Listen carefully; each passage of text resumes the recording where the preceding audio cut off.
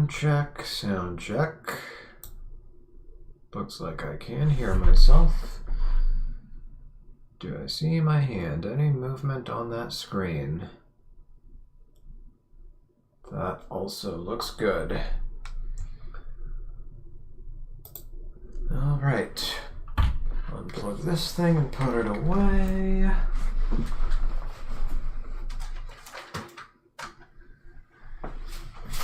And let's get started with a long overdue stream. Sorry I had to postpone this so many times, but it's been a crazy week. On days where I was feeling good to go, I didn't have the time, and on days when I did have the time, I either had a headache or felt exhausted or whatever. And I thought somehow I was going to manage and do this like 12 hours earlier today, but as you can see, here we are. And actually just a few minutes ago, as I was about to start the stream, I heard a train blaring in the background and had to wait for that to go away. So maybe it's a good thing that I didn't start like half an hour sooner, because then that train would have probably interrupted us. But without further ado, here we are. So for today, originally the plan was to just spend the next stream doing, this stream, doing angular momentum and just kind of quickly going through that, and then having a separate stream for just chapter review. But considering that I've had to postpone this by a week, I've decided to just go ahead and bite the bullet and just do it all in one stream. So I don't know how long this is going to be. Hopefully it's not going to be a whole 5 hours. I mean, I do have a rotational dynamics review video that I can link you to.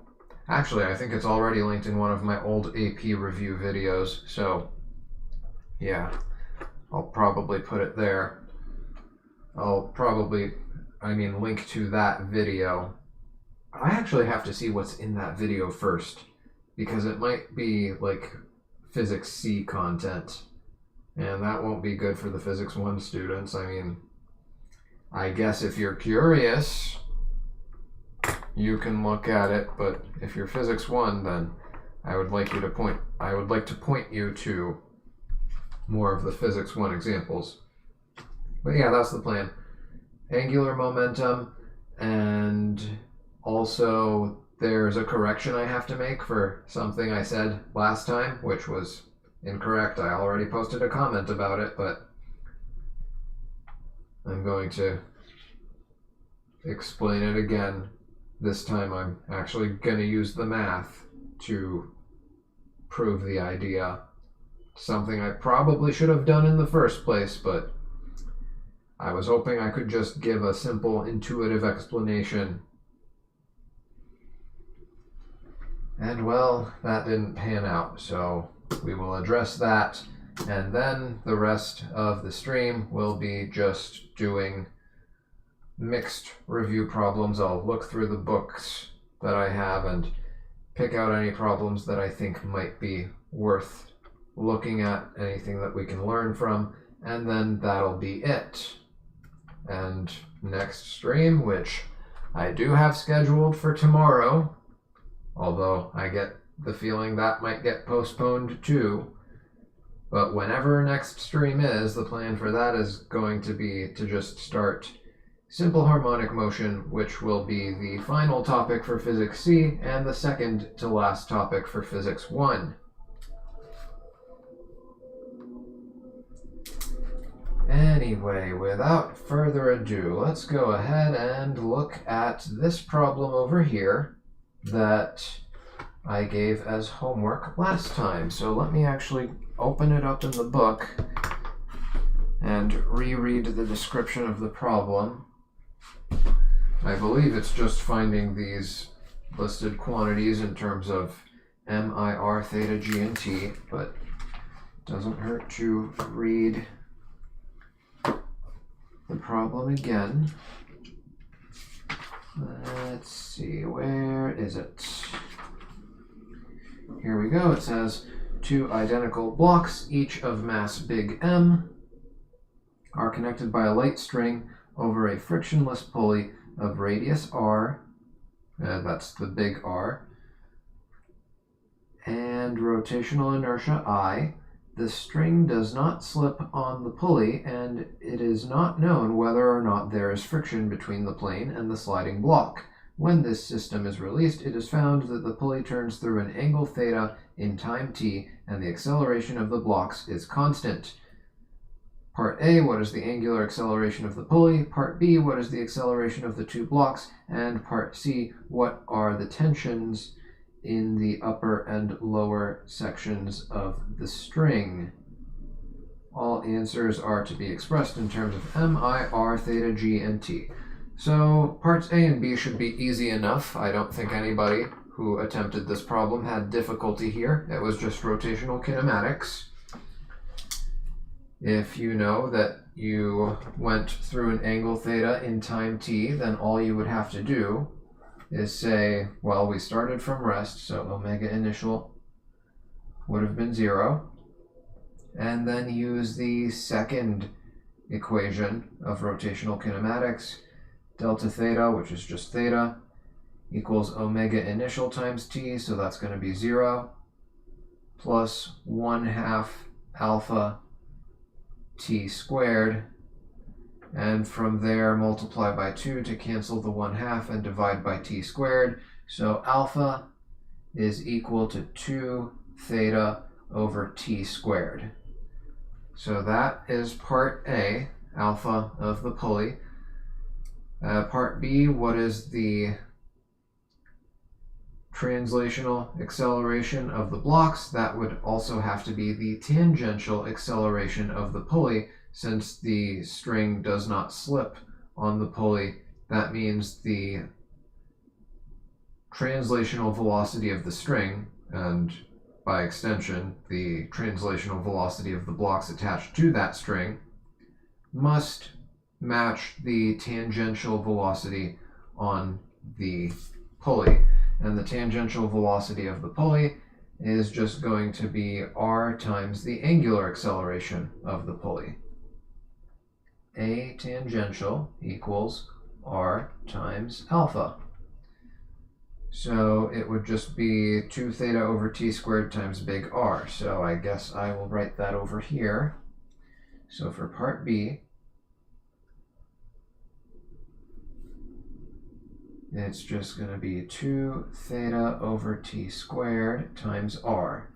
And that's parts A and B done. So let me go ahead and circle that and circle that. Part C is the one that can potentially lead to trouble. So we want tension 1 and tension 2 expressed in terms of M, I, R, theta, G, and T. M, I, R, theta, G, and T.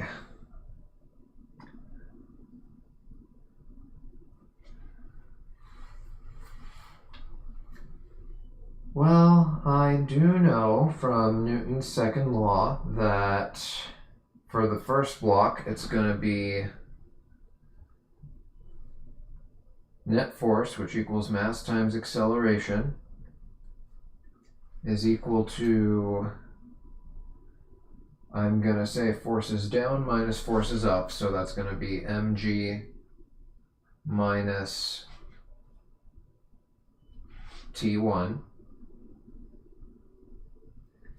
And then for the block on the table, I can write a similar equation. Its mass, which is also m, times the acceleration, is equal to forces to the right minus forces to the left. So it's going to be T2 minus, maybe there's a force of friction to the left. We don't really know.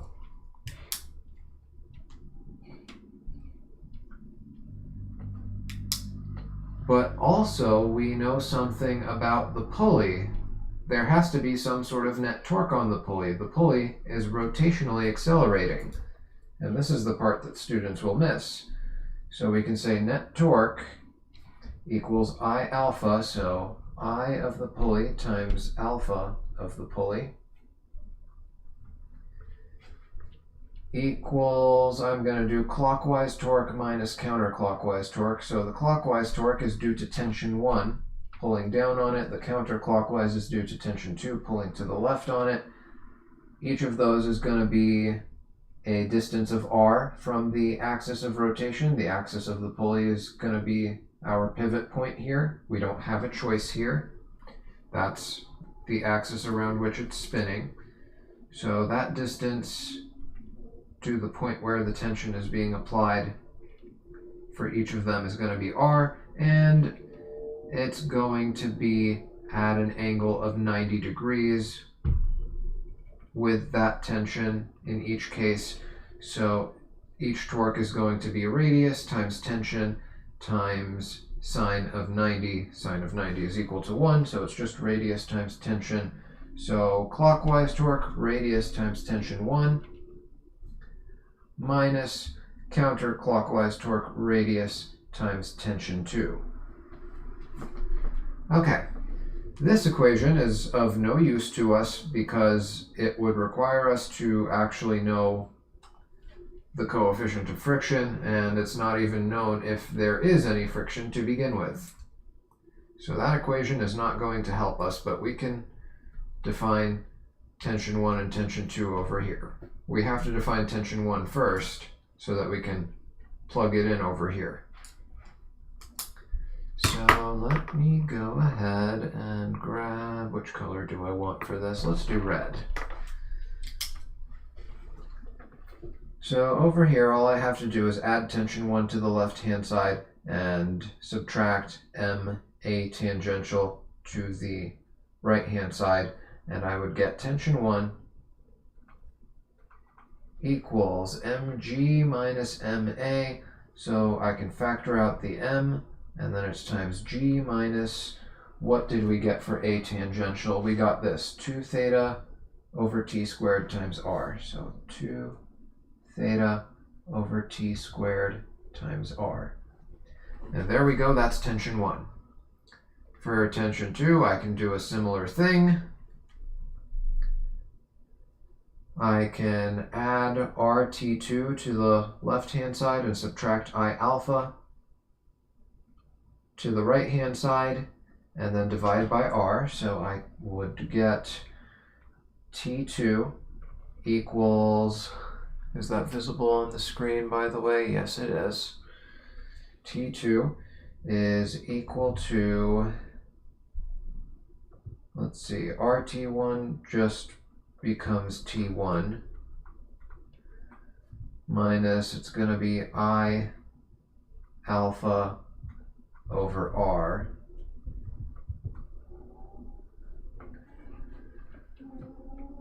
And T1 we can substitute with the expression we got up here, and I is fine, R is fine. Alpha we can substitute with 2 theta over t squared.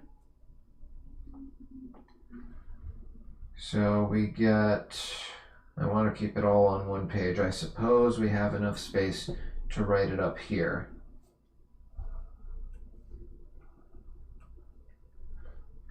So T2 is equal to T1, which is mg minus 2 theta over t squared, all times r, minus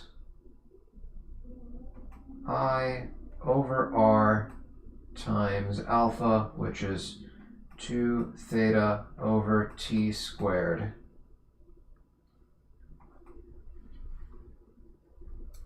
And we're done. So that's T1 and that's T2 in terms of M, I, R, theta, G, and T.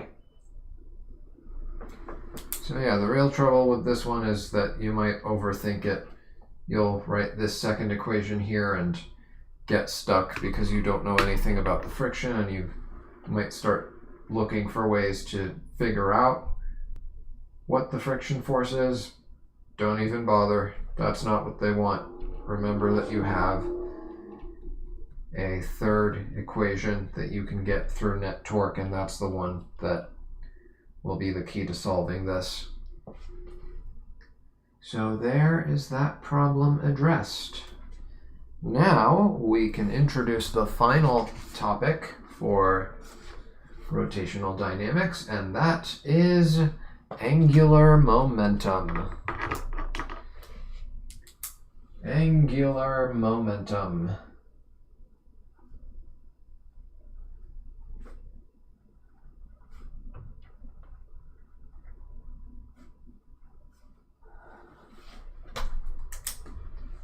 So angular momentum is the rotational version of linear momentum. Linear momentum, we said, was P equals mv. Linear momentum, we said P is equal to mv. So what do you suppose angular momentum is?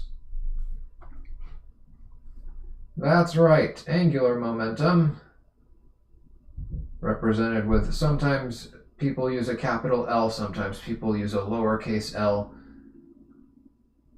I go back and forth between the two depending on what's needed.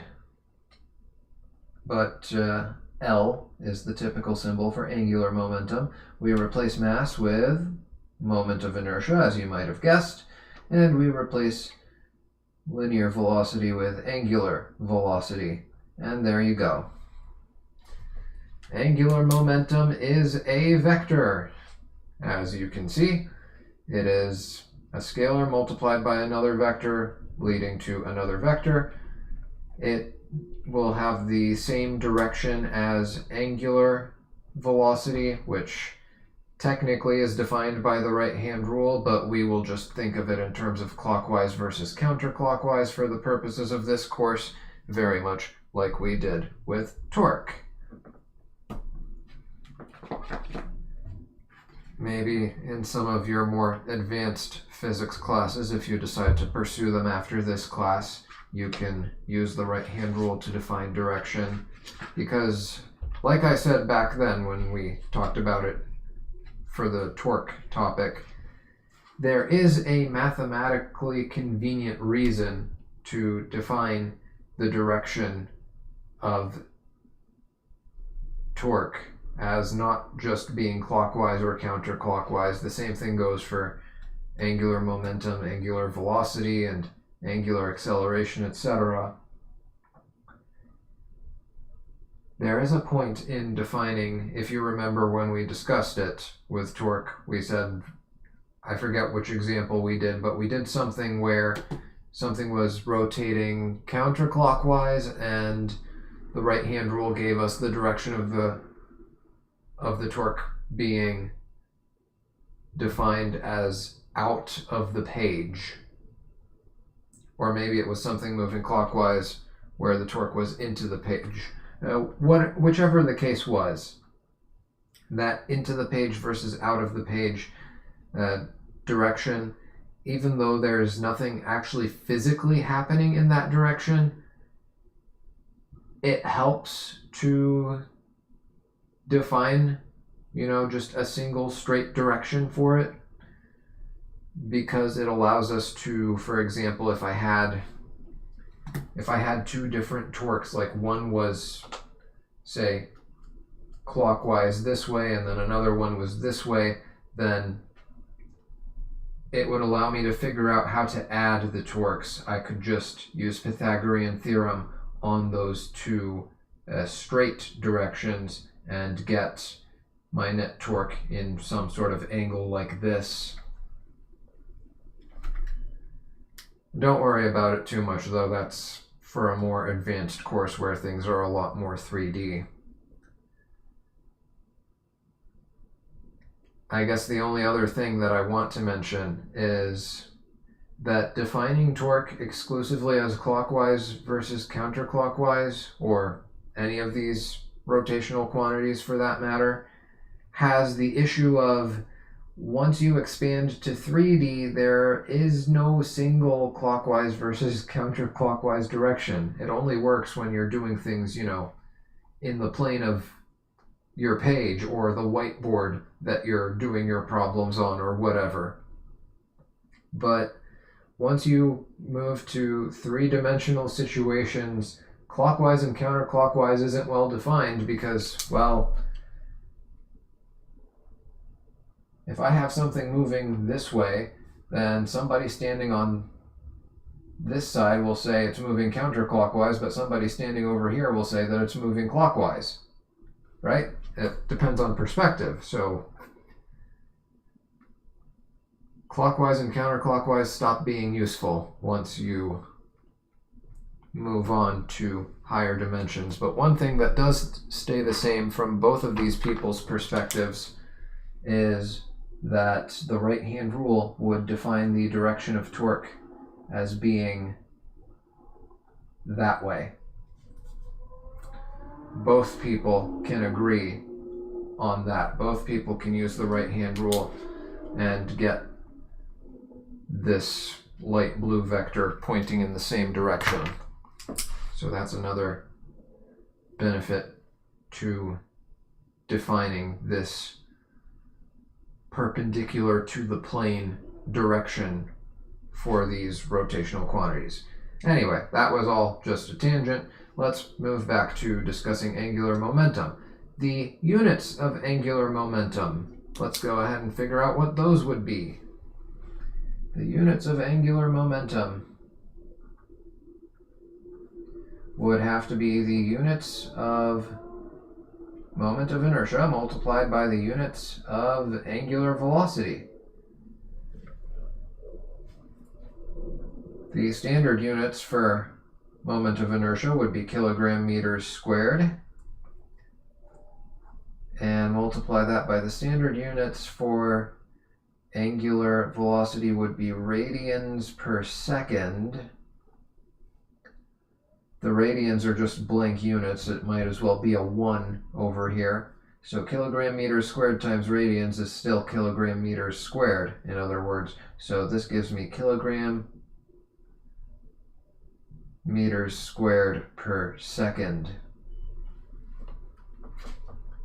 Gives me kilogram meters squared per second for the units of angular momentum. And let's compare that with the units for linear momentum. The units for linear momentum were kilograms times meters per second. So compared to kilogram meters per second, we see that they differ by a factor of meters. They differ by 1 power of meters, from kilogram meters per second to kilogram meters squared per second. And that makes you wonder, well, if I multiply linear momentum by something measured in meters, does that also give me angular momentum? And if you thought that, then you are absolutely right. You are absolutely right. Anything that has linear momentum actually has angular momentum too. Anything that has linear momentum also has an angular momentum, and there's a reason for that, which we will get into later once we talk about the conservation of angular momentum. But for now, let's think about it this way.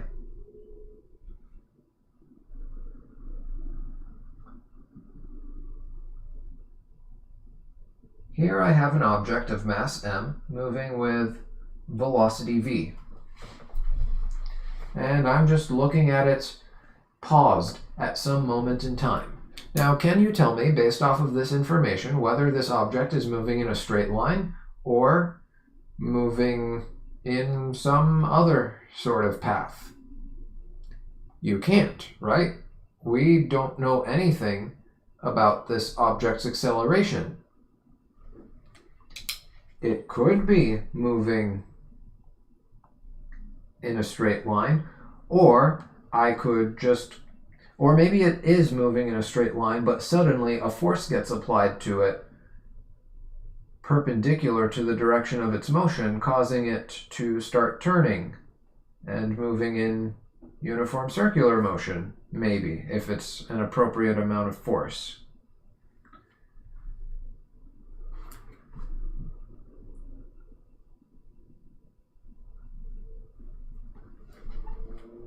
Consider this other thing. Every time you walk, even though from your perspective you might be walking in a straight line, you are actually moving along some curve. You just don't notice the curvature because you happen to be on a very, very big planet with a very big radius, and the curvature is just not noticeable to the naked human eye.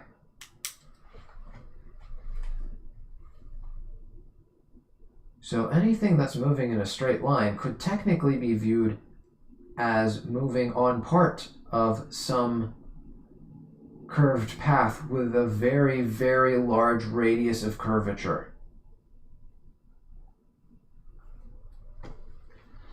And if you are on some circular path, then all I have to do to find your angular momentum is do your moment of inertia, which in this case I'd be treating you as a point mass, so it would just be mr squared. And I would multiply that by your angular speed. If I know your linear speed and I know the radius of your turn, then I can just say that your angular speed is your linear speed over the radius of the turn. And so if I now take these two pieces of information to determine your angular momentum, I get mr squared times v over r. 1 power of r cancels out, and I get mrv.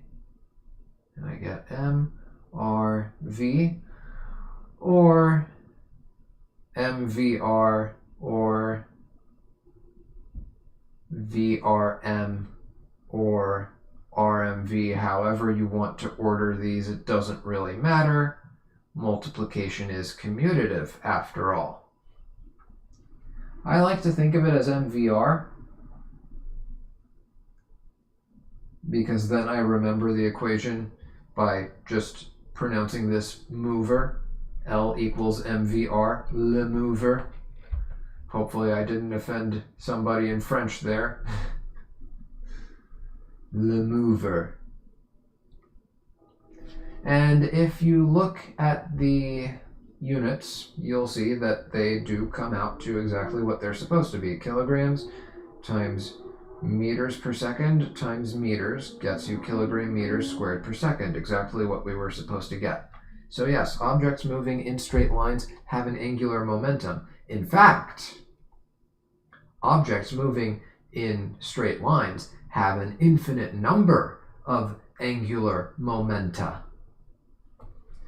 They have an infinite number of these momenta because all I have to do to get another one is just define a new center of rotation. All I have to do is define a new center of rotation. For example, I could have this being my new center of rotation and have this new, I guess I'll call it B. And the angular momentum about this point would be mv times b instead of mv times r. In fact, I could also have a point over here and define an angular momentum about this point. And around this point, what I would do is I would actually have to define my r a little bit more specifically.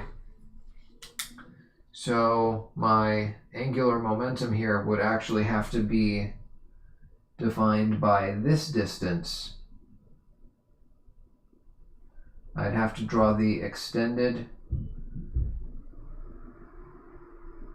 path line of the object and figure out what that shortest distance is and use that for my r. Or in other words, if you define this distance, this diagonal distance, as your r, then you would also have to define the angle between this distance and the direction of the object's velocity.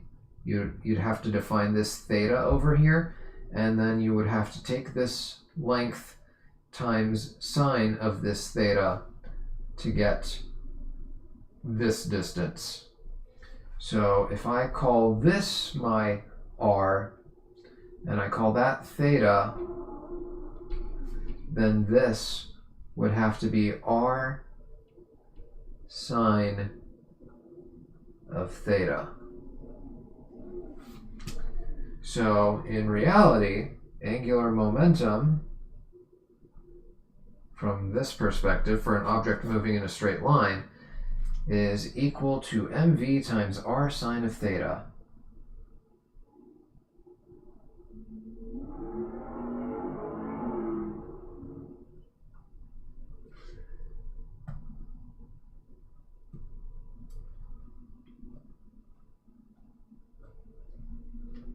Now this might look familiar. This is actually a cross product. This is actually a cross product. So if I rewrite this, I would rewrite it with the r first, and then the mv, and then sine theta. If I want to condense this expression, then I would say angular momentum is equal to the cross product of r and p. And this r is basically what it was for torque. This is, you could use the official definition of lever arm if you want, or I'm just going to use what I have been calling the pivotal displacement. But however you want to define it, as long as you're consistent with the definition you choose, this r cross p formula will allow you to find angular momentum for an object moving in a straight line. It's really just a more condensed version of this over here.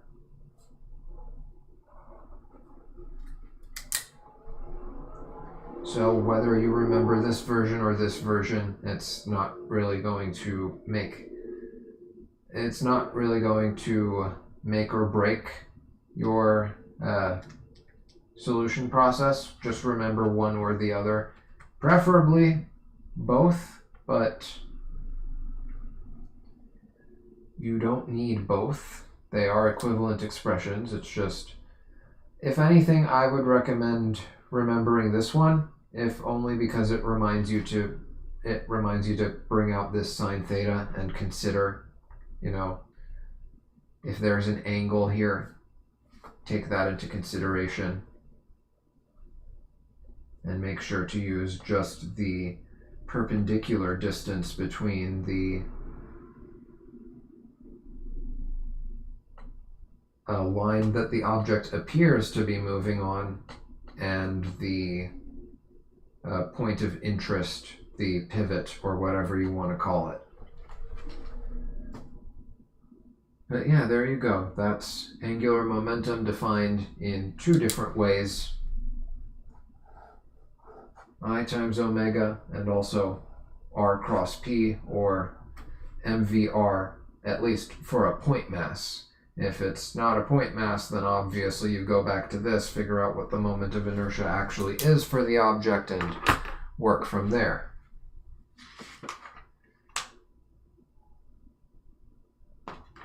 And I suppose it's already time to just talk about the conservation of angular momentum.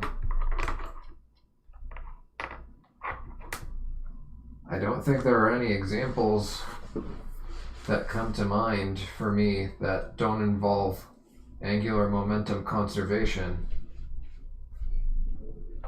I don't think there's any exercise I could come up with for you that would be meaningful where all you do is just calculate the angular momentum of something.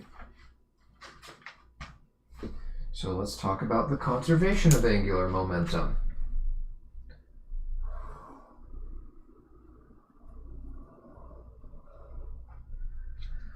Conservation of angular momentum. You can expect that it has pretty much the same conditions as conservation of linear momentum.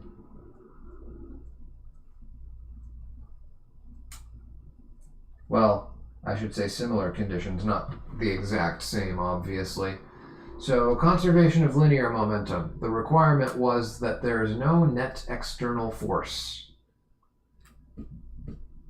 conservation of linear momentum required there to be no net external force. So for conservation, did I say angular momentum? Linear. Conservation of linear momentum requires no net external force to be present. Conservation of angular momentum, therefore, you could reason, requires that there's no net external torque. Net torque external needs to be 0. That is the condition. This is the condition for conservation of angular momentum right here. Net torque external needs to be 0. Why? What does torque do to an object's angular momentum? Well, if there's a net torque of not 0, then that leads to an acceleration. And if a torque is applied for some amount of time, the same way we had force applied to an object for some amount of time gives you a change in the object's linear momentum,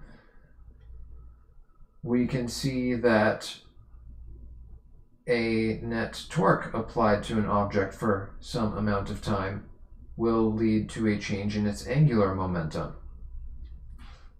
And rather than just going through analogical thinking here, we can actually prove this. If I am just dealing with a single object and I exert some net torque on it, that net torque is equal to the object's moment of inertia times the angular acceleration that the object is subjected to. And angular acceleration multiplied by time, assuming it's a constant angular acceleration, would give you what? Well, if we look at our equations of rotational kinematics, if I look specifically at the first equation, I have omega final equals omega initial plus alpha delta t. If I subtract omega initial on both sides, then alpha times delta t equals omega final minus omega initial, or delta omega, in other words, a change in angular speed. So that equals I times delta omega. And, well, that's I omega final times I omega initial. Maybe I shouldn't have condensed it to a delta omega after all. And that equals, well, I omega, that's just angular momentum. So this is angular momentum final minus angular momentum initial equals delta angular momentum. So there you go, it's proven. It's not just we're looking at old equations and using some sort of hand-wavy logic to accept these new equations as fact. There is, you can actually prove that the left-hand side of this equation does indeed equal the right-hand side using equations that we already learned earlier in this chapter. So yeah, this is what we would call angular impulse. While linear impulse already had its exclusive symbol, J, I don't believe we have one for angular impulse, since angular impulse doesn't seem to be that big of a concept. It doesn't seem to be the most important concept. At least I haven't seen any problems where the main thing that needed to be found was the angular impulse, but it is a thing that you can calculate. I guess it's just not a popular enough thing to merit getting its own variable. At least I've never seen a textbook that assigns a variable to it. All of them just call it delta L. But there you go. So that's for a single object. If you apply a net torque to it for some amount of time, then what will result is a change in its angular momentum. Whether that net torque is constant or not, it doesn't even matter. It's just that if it is constant, we can use algebra here. If it's not constant, you still get a change in angular momentum. You just need calculus to determine exactly how much it changes.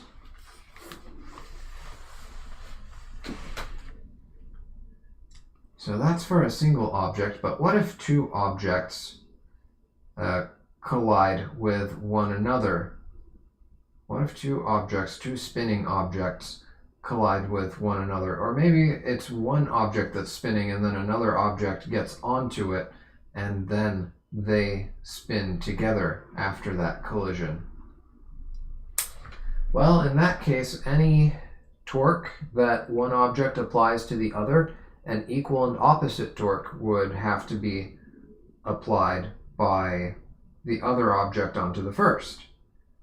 So as long as you define the system as being those two objects, your net torque on the system, your net torque on the system will be net torque external plus net torque internal. Net torque internal would just be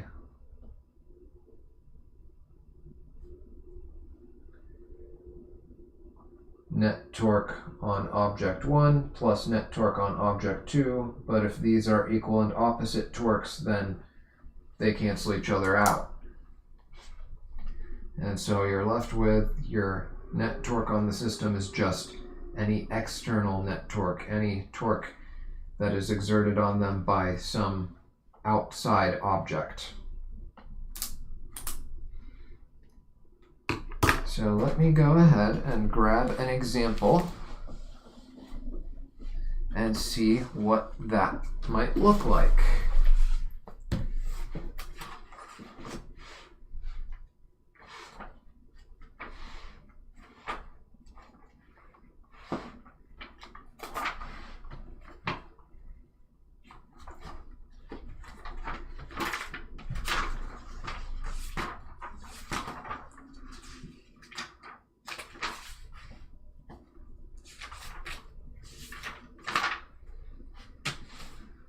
Let's see, we have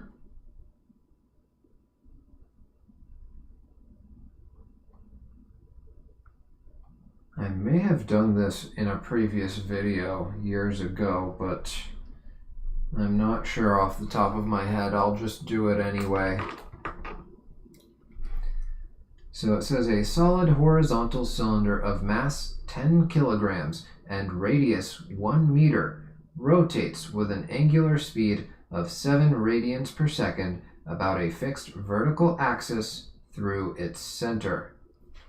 So we have a horizontal cylinder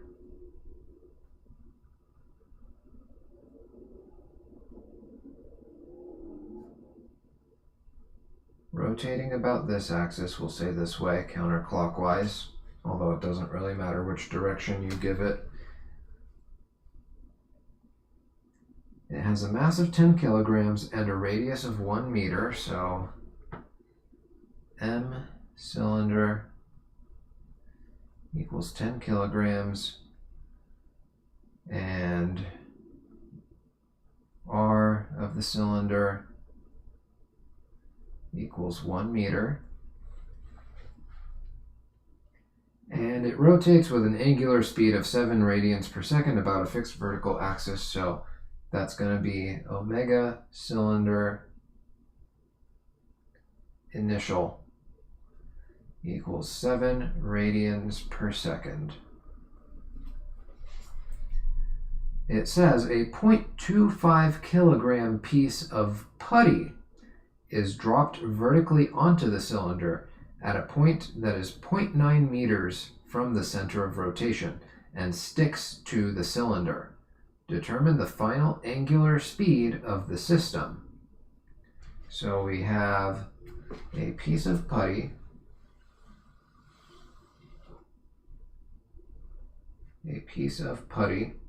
you can think of it as a piece of clay or Play-Doh if you prefer, a piece of putty with mass 0.25 kilograms gets dropped onto this cylinder vertically at a point that is 0.9 meters from the center of rotation. So I'll use orange here. So the full radius is 1 meter, and the piece of putty is dropped over here at 0.9 meters away. I don't know if I can fit it in very nicely, but 0.9 meters. Hopefully that's readable, but if it's not, I already said out loud what it's supposed to say.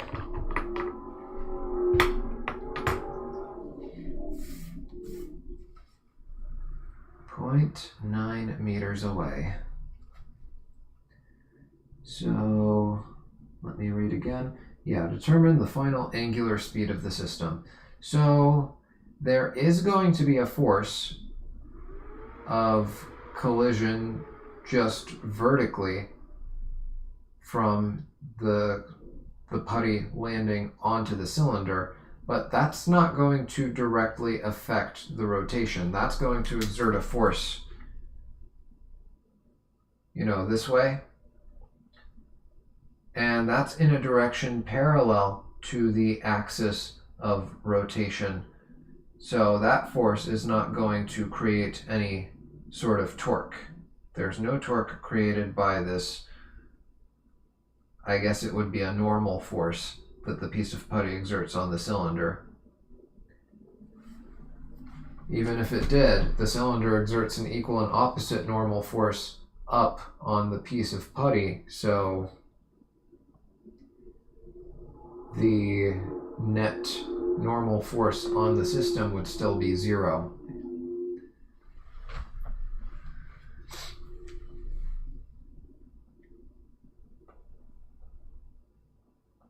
Although net force being 0 doesn't necessarily mean that net torque is 0, so maybe that's not the best point to be bringing up.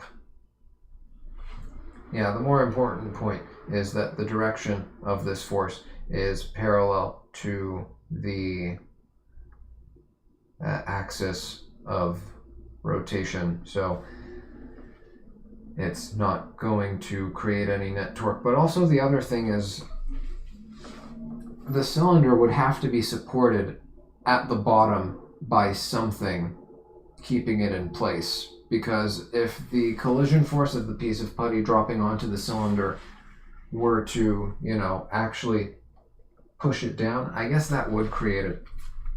Yeah, come to think of it, that would create a torque, but I think it's reasonable to assume that this cylinder isn't going to wobble from the effect of that putty landing on it, because I could see a scenario where let me use this as an example for my cylinder.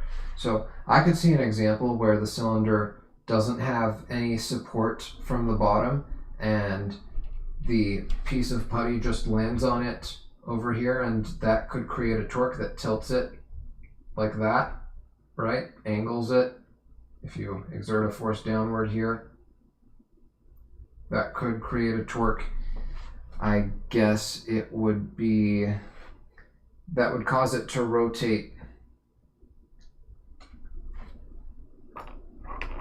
in the plane of my page. That would cause it to rotate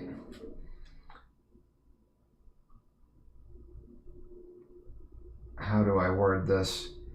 It would have to force the axis itself, the currently existing axis, would have to rotate along with the cylinder, but that's too complicated of a problem, so that's how I would guess that they didn't mean for you to do that.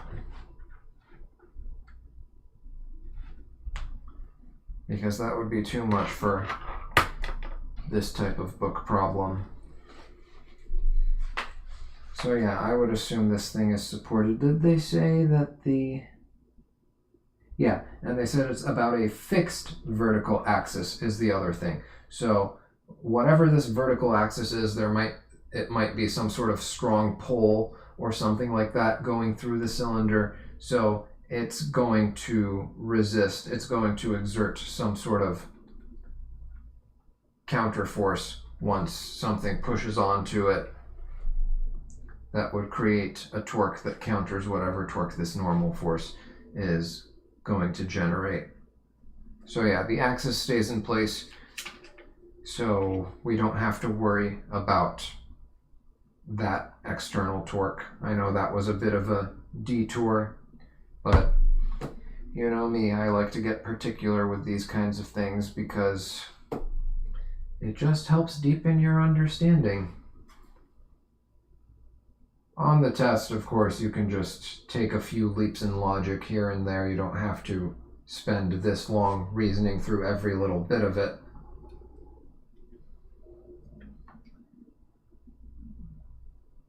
But if we take the time to reason through it when practicing before the exam, that makes it easier to recognize what we're looking at during the exam, so we don't have to do it during the exam.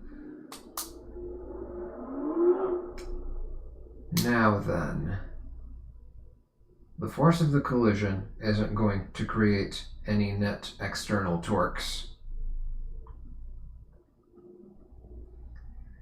That leaves the only sources of torque being the friction between the piece of putty and the cylinder.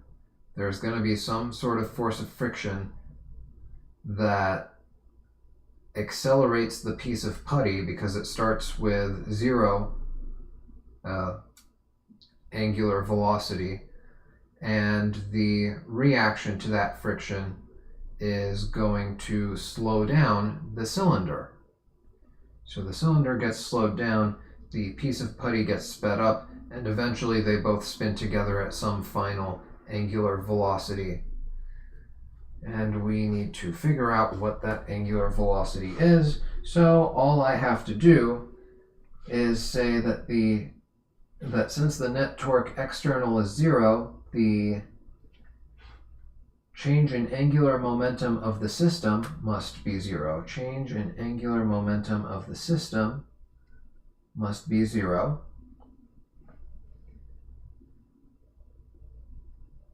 That means angular momentum of the system final minus angular momentum of the system initial must be 0. That means L sys final equals L sys initial.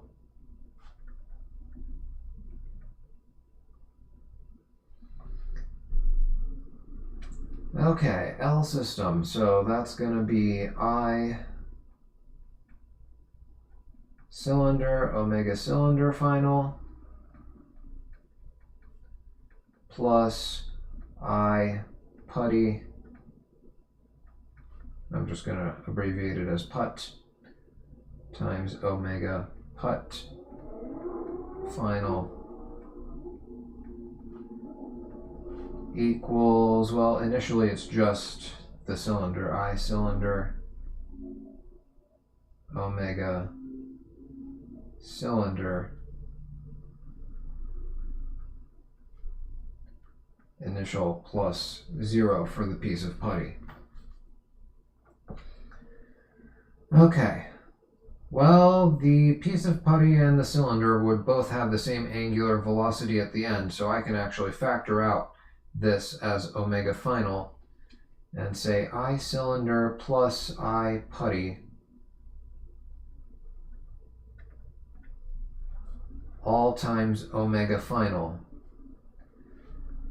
equals I cylinder times omega cylinder initial. Well, for a solid cylinder or disc, you can use your book to look up this formula if you don't have it memorized. And In case you're new here, I already said 2 streams ago that for the AP Physics exam, you're not expected to memorize these.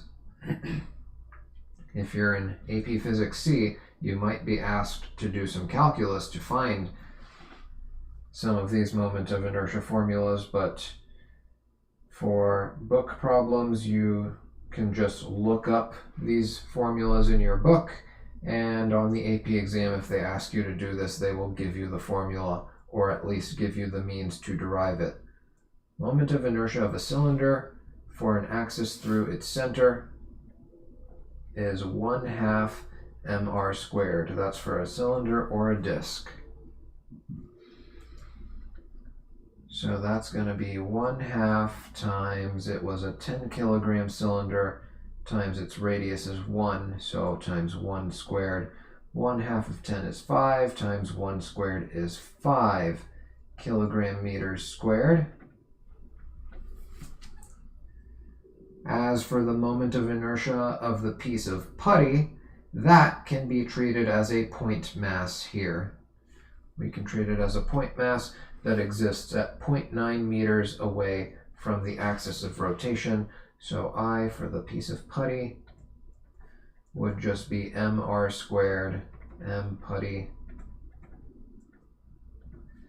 times r squared equals, what was it, 0.25 kilograms times 0.9 squared.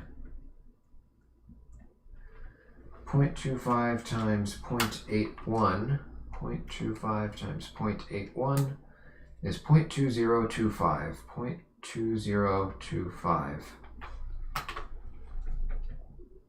equals 0.2025 kilogram meters squared.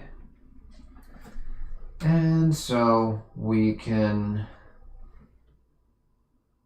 solve for omega final by doing, I'll do it up here since I have some extra space up here. Might as well make use of it. So I cylinder plus I putty, that's 5 plus 0.2025, so 5.2025 times omega final equals I cylinder, which is 5, times omega cylinder initial was 7 radians per second. If this was in degrees per second or revolutions per second or per minute or whatever, that would be fine, because as long as the 5.2025 and the 5 are both in kilogram meters squared, their units will cancel out, and then whatever units I put in for my angular speed on this side are the units that will come out on the other side. So this is one of those equations where the units you put in will determine the units you get out, and you don't always have to do it in standard units, but if you're not sure, you can always just fall back on standard units. No harm in that.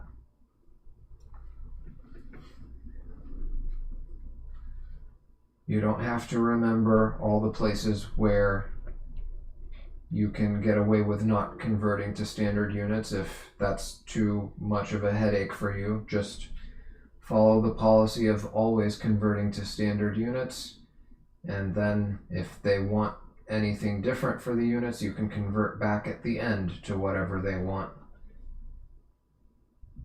Might take you a few more steps, but better safe than sorry. Anyway, 5 times 7 is 35 divided by 5.2025. 35 divided by 5.2025 is 6.7275. I'm going to round that to 6.73. Omega final is 6.73. I put in radians per second, so I should get radians per second. Omega final equals 6.73 radians per second.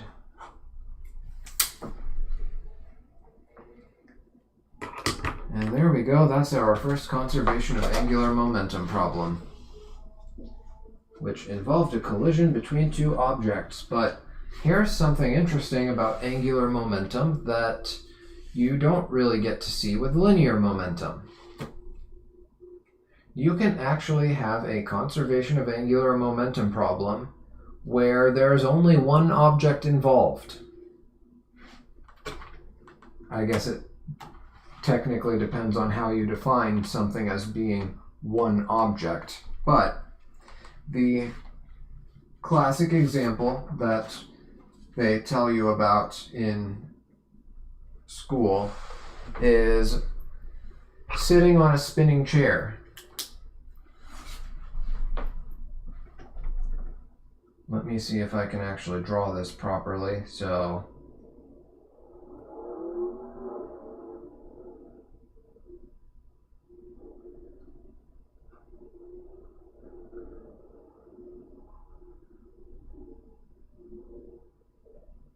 there's a chair with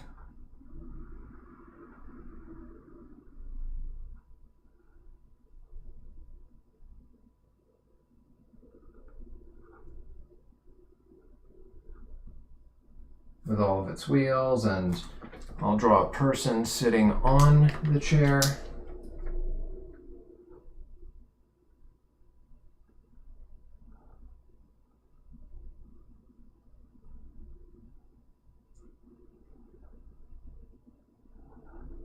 And let's say this person decides to give their chair a spin. So I'm going to draw myself an axis of rotation here. And let's say they spin themselves this way. And they spin with their arms spread out. This is actually something you can try at home if you have a spinning chair. Be very careful about this though. And make sure you're prepared with cushioning or whatever you need to do in order to avoid injuring yourself or damaging stuff in your room, because I had a student try this at home and they ended up kicking a hole in the wall or something. I don't remember exactly what they did, but they broke something at home, and you don't want to do that. So this person starts with their arms spread out, and what they do is they take their arms that are spread out, and while they're spinning, they bring their arms back in. So I guess if I had to, I'll redraw it.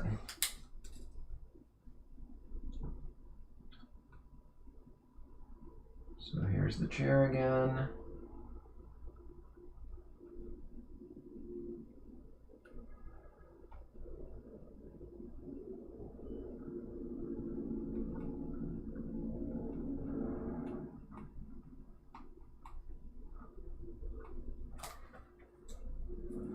And here's the same person, but now their arms are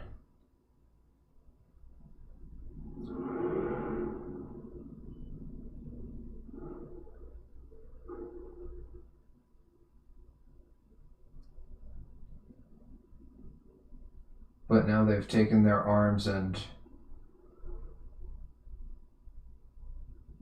done this.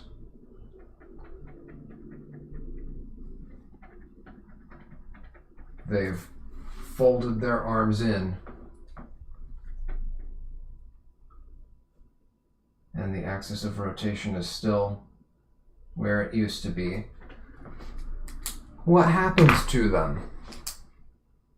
I mean, eventually they come to a stop if you do this in real life, because in real life there's air resistance creating a net external torque on you.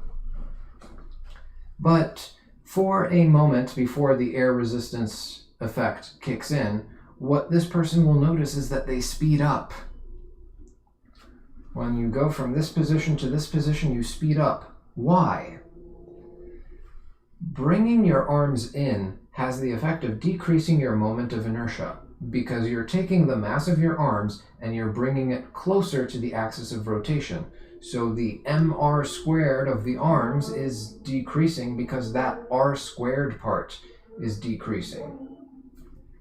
You're taking the mass of the arms and bringing it closer to the axis of rotation, reducing the r squared factor of their moment of inertia, which means that the person's total moment of inertia decreases, and if their angular momentum is to be conserved, any torque that's created by folding the arms is torque that the body exerts on other parts of itself. So that's all internal torque. That's all internal torque. So net torque external is 0. So in this case, I outstretched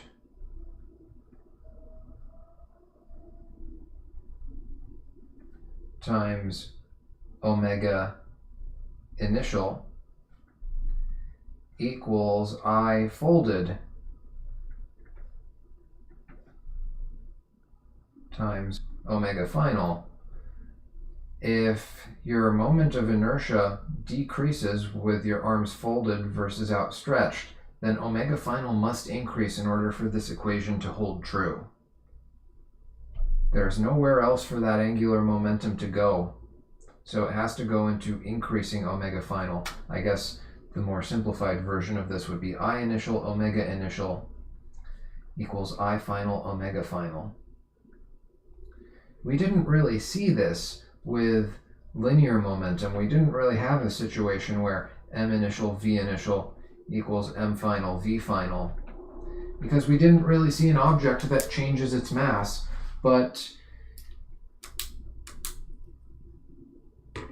even if we did have an object that does that, then I guess that would be something like a rocket ejecting rocket fuel. And in that case, you could view it as a collision between two objects, a collision between the rocket and the mass of the rocket fuel that's being ejected. Those would be your two objects. So, yeah, I don't think it's actually possible to do this with linear momentum, now that I think about it.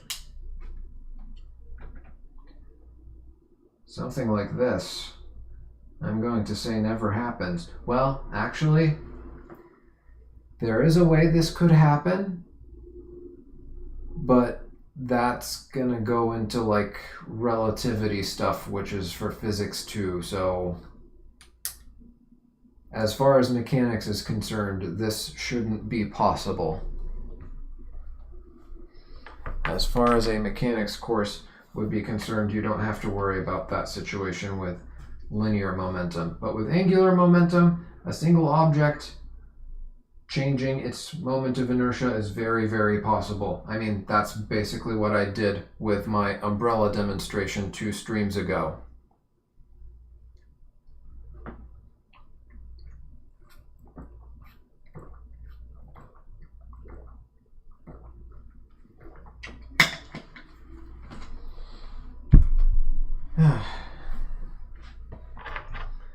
That was a good sip of water. Trying to make sure to drink more water since it's getting warmer out there. Maybe you can tell by the shift from my usual hoodie that I've been wearing for the past, I don't know how many streams.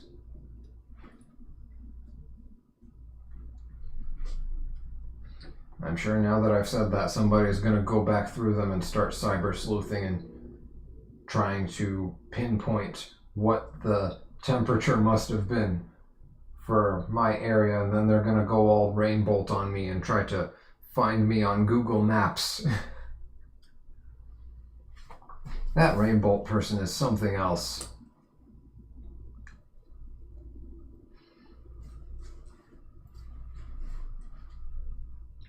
Anyway, what did I want to say here? What else did I want to say? So we can have a conservation of angular momentum situation where a single object just rearranges its mass, and that causes a change in its angular speed. Do I actually have a problem for this? I should.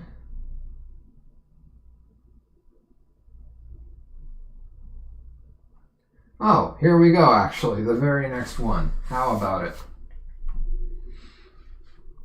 So it says a solid horizontal cylinder of mass 10 kilograms and radius 1 meter. No, wait, that's the previous problem. Sorry. A student, here we go. A student sits on a rotating stool holding two 3-kilogram objects. When his arms are extended horizontally, the objects are 1 meter from the axis of rotation and he rotates with an angular speed of 0.75 radians per second. The moment of inertia of the student plus stool is 3 kilogram meters squared and is assumed to be constant. The student then pulls in the objects horizontally to 0.3 meters from the rotation axis. Find the new angular speed of the student. And also find the kinetic energy of the student before and after the objects are pulled in. This is actually important for the second part, finding the kinetic energy, because just like with linear momentum, conservation of angular momentum does not imply conservation of energy. Those two are separate things with separate conditions. You can have situations where both are conserved, you can have situations where neither are conserved, and you can have situations where one is conserved and the other is not. Don't assume because one of them is conserved that the other one must be conserved too.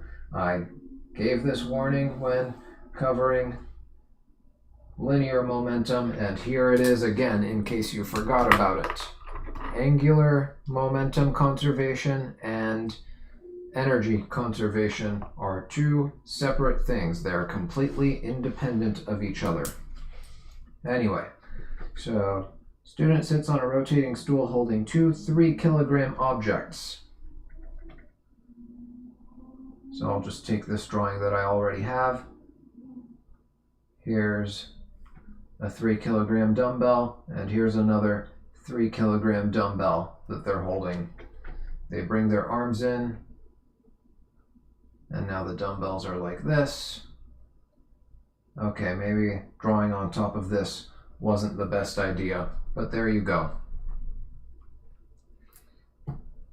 Or they could have been holding just, I don't know, metallic spheres or whatever, but dumbbells are the go-to example because if you don't feel like you're gaining enough angular velocity doing this experiment just with the mass of your hands, then you could try and enhance the effect by taking something heavy like dumbbells in your arms and then doing the experiment again to see how you speed up when pulling them in.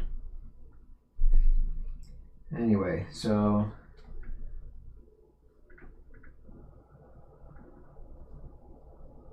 each point mass, I'm going to call them point masses, is 3 kilograms, and we've got 2 of them.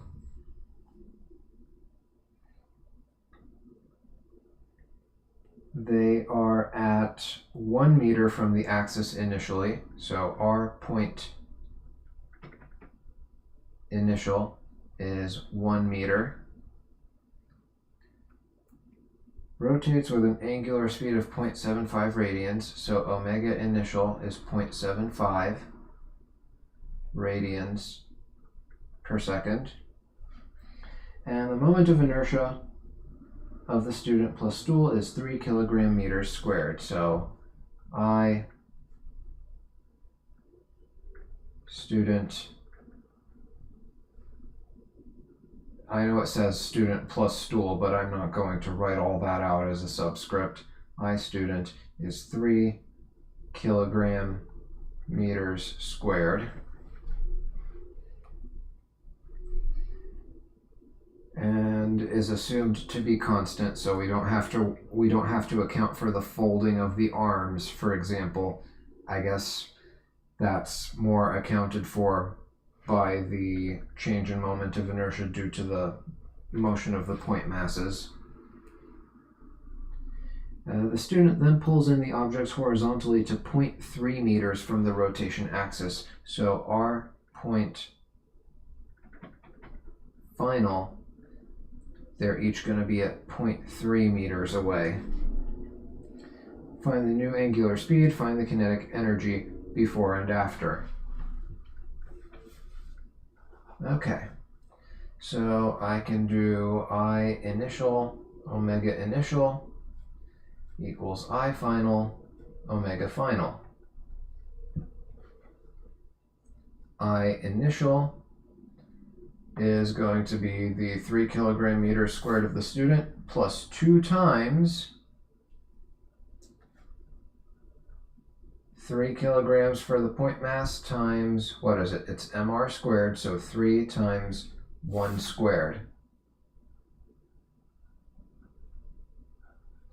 times omega initial, which is 0.75 in radians per second, equals moment of inertia final is going to be still 3 kilogram meters squared for the student and stool, plus 2 times, now each 3 kilogram object is 0.3 meters away, so it's 3 times 0.3 squared for each of them. And I should have used square brackets there. I mean, I didn't have to, but it's just more readable that way. And then times omega final. All right, and the rest is just algebra, so let's see what we've got. 3 plus 2 times, well, that's 3 times 1, so that's 3 plus 6, that's 9 times 0.75. 9 times 0.75 is 6.75 equals 3 plus, let's see, that's going to be 6 times 0.09, that's 0.54. So 3 plus 0.54 is 3.54. So 6.75 equals 3.54 omega final. 6.75 divided by 3.54 is 1.906779661. I'm just going to round that to 1.91. I'm going to say 1.91 radians per second equals omega final, give or take. And then they want us to compare the kinetic energy before and after. I will simply use rotational kinetic energy here. You could argue that for the point masses, you could view it as translational kinetic energy. You're more than welcome to do that if you want to go to the trouble of calculating the tangential velocity from the angular velocity and go through all that hassle, but you're just going to get the same outcome in the end. So I'm going to treat both the point masses and the student stool combination as having exclusively rotational kinetic energy. The axis of rotation doesn't move, so that's definitely the case for the student and stool, but depending on your perspective, you could argue for the masses held by the student that those have a translational kinetic energy. Doesn't matter which one you pick for those weights, as long as you pick one and only one. If you pick both, then you're double counting, and that's no good. I don't think I've used this color in a bit.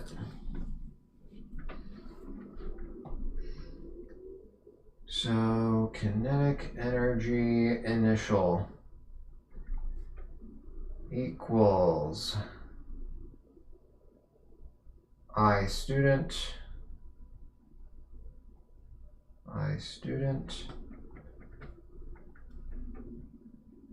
or rather 1/2 I student times omega initial squared plus 1/2 I points times also omega initial squared. They move with the same omega. So in fact, what I can do is I can just do I student plus I point. I can use this over here, this 3 plus 6, yeah, this 9, I can do that, equals 1/2 the total moment of inertia of the student and the weighted objects they're holding is 9 kilogram meter squared times omega initial squared is 0.75 squared. Then we've got kinetic energy final is equal to 1/2 the new moment of inertia of the system, 3 plus, what did I say this was, 0.54?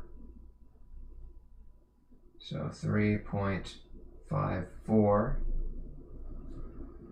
times omega final squared equals 1/2 of 3.54 times 1.91 squared.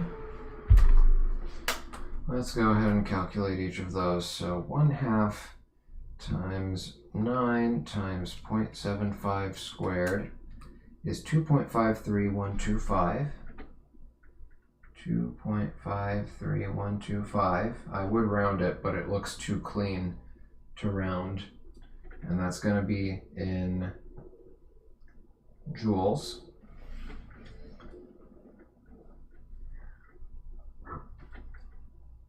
And now we do the same thing here. 1/2 times 3.54 times 1.91 squared. And that is 6.457137. 457 is what I will round that to. So the final kinetic energy is greater than the initial? Where did that extra energy come from? Is that even possible? Well, yes, it is possible. And the reason it's doable is because how does the person even bring the weights inward to begin with? They use their own strength, right? They exert some of their own energy. They get that energy through chemical interactions in their bloodstream, which itself gets in there to begin with through the consumption of food, right? Just burning chemical energy. So yeah, that's where the extra energy came from. So you could actually calculate, if you wanted to, how many calories this person burned by doing this. 6.457 minus 2.53125, and then 1 calorie, 1 physical calorie, was 4.184 or 4.186, depending on who you ask, joules per calorie. I might as well calculate it. 6.457 minus 2.53125 is 3.92575, so less than 1 physical calorie. If I divide that by 4 I'll use 4.186. That would be 0.9378. I'll say 0.938 physical calories. So that's 0.938 thousandths of a nutritional calorie. So you would have to do this 1,000 times in order to burn less than 1 nutritional calorie. Barely even 1 nutritional calorie. So not a lot of energy.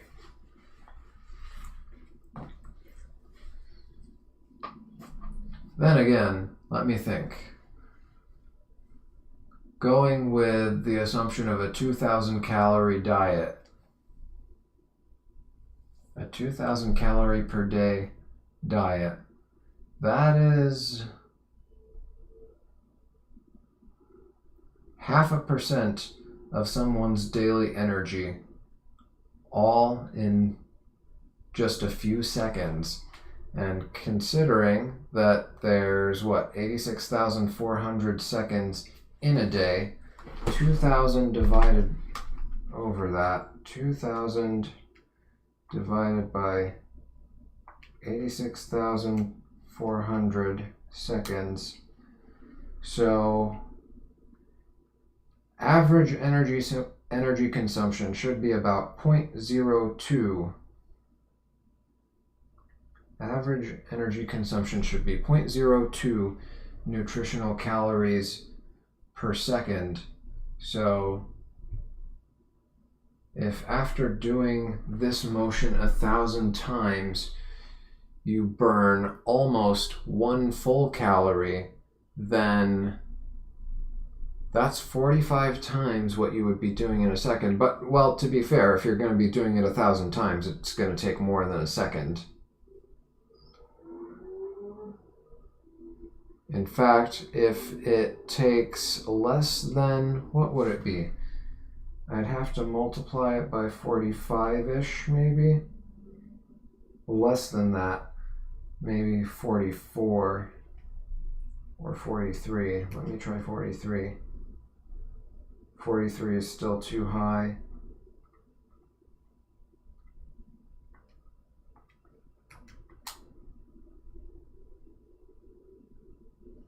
About 40, I would say. So if this person were to repeat this motion 1,000 times within 40 seconds, if my math is right, and I could be screwing something up over here, but if my math is right, then if they just rushed to do 1,000 reps of this motion within 40 seconds, they would be over-consuming their daily calories.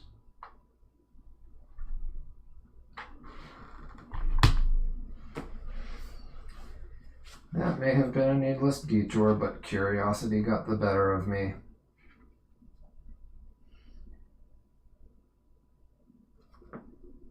And I think that is pretty much it. Let me take a look at maybe 1 or 2 more examples exclusively of angular momentum, and then we can look at some mixed review problems. An hour and a half, that's not bad.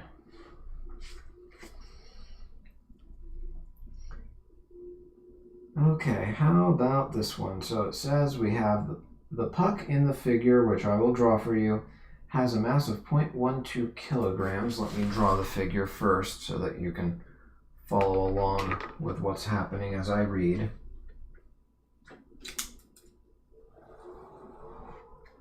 Actually, I haven't used this color yet, have I? So they have the surface of some sort of table, I guess.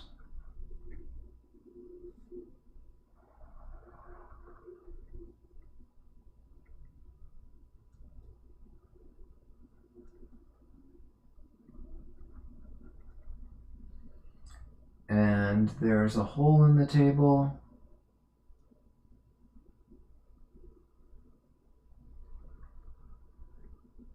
And through the hole there's a string coming out. And attached to that string is some sort of puck. And then the rest of the string is under the table like this, and they have a drawing of somebody's hand pulling on the string. So there's going to be some force of tension being exerted on that string.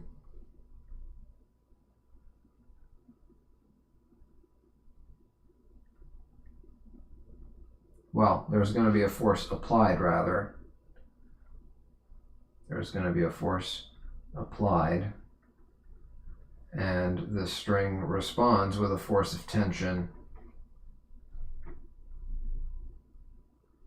on that person's hand, but also there's going to be a force of tension over here as well. That should be equal to it. So it says the puck in the figure has a mass of 0.12 kilograms. Its original distance from the center of rotation is 40 centimeters, and it moves with a speed of 80 centimeters per second. The string is pulled downward 15 centimeters through the hole in the frictionless table. Determine the work done on the puck. And it has a hint. It says, consider the change in kinetic energy of the puck. Determine the work done on the puck.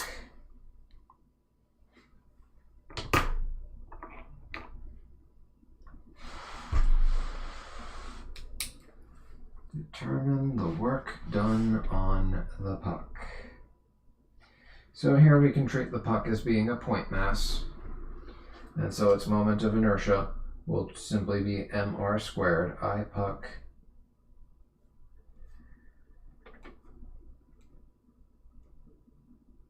equals mr squared. The mass of the puck being 0.25, did it say? 0.12. I was thinking of the previous problem. 0.12 kilograms.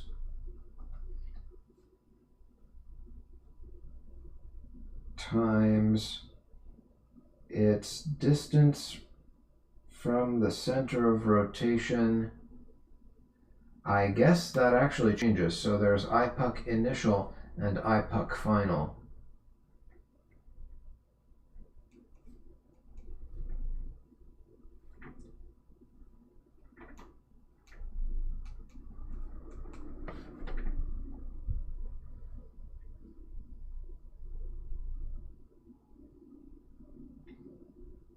So it was initially at 40 centimeters, or 0.4 meters.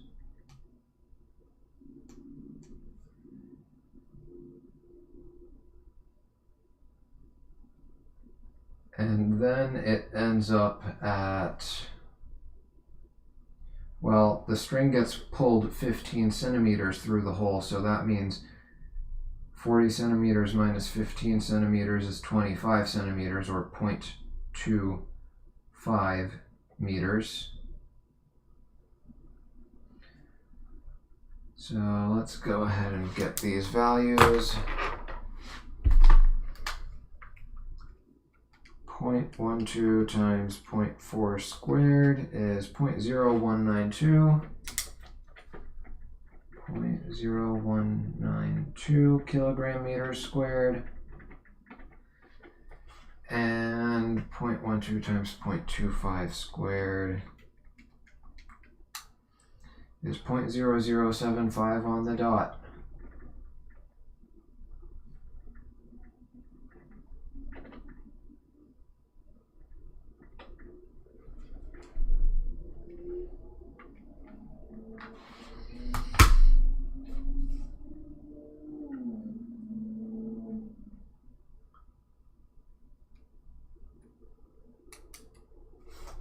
What else did the problem say? So it said the string is pulled down 15 centimeters through the hole. Determine the work done on the puck. That's all it asked.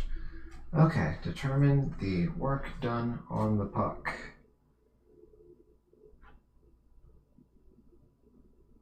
Well, we need to figure out what the change in kinetic energy is to determine the work, right? Total work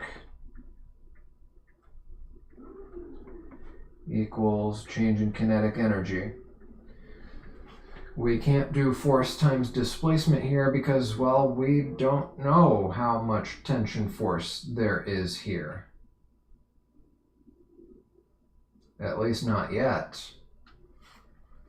Although we could determine the force afterward. That's something they could have asked us, but they didn't.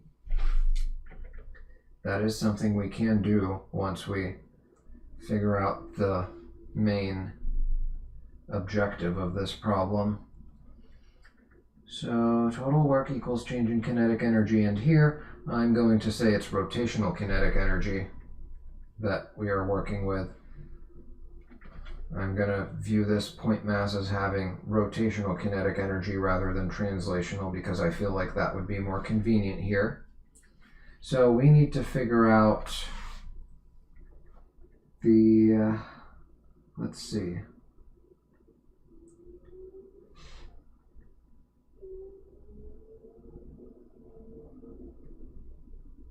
the final speed, the initial speed, it actually tells us is v initial equals 80 centimeters per second, which converts to 0.8 in meters per second.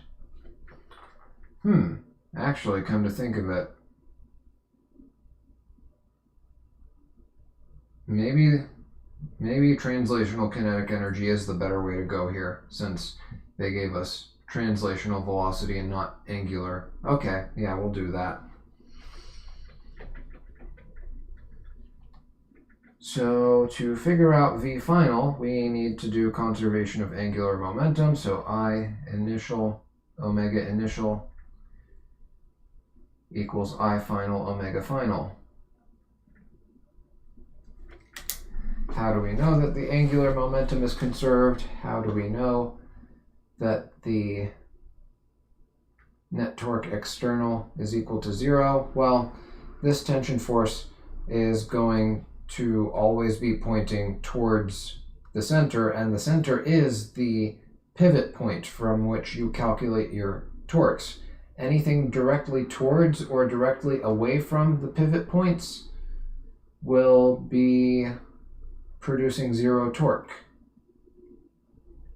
right? It would just be force of tension times R times sine of 0 degrees or sine of 180 degrees. Either way, that's going to be a 0. So no net external torque.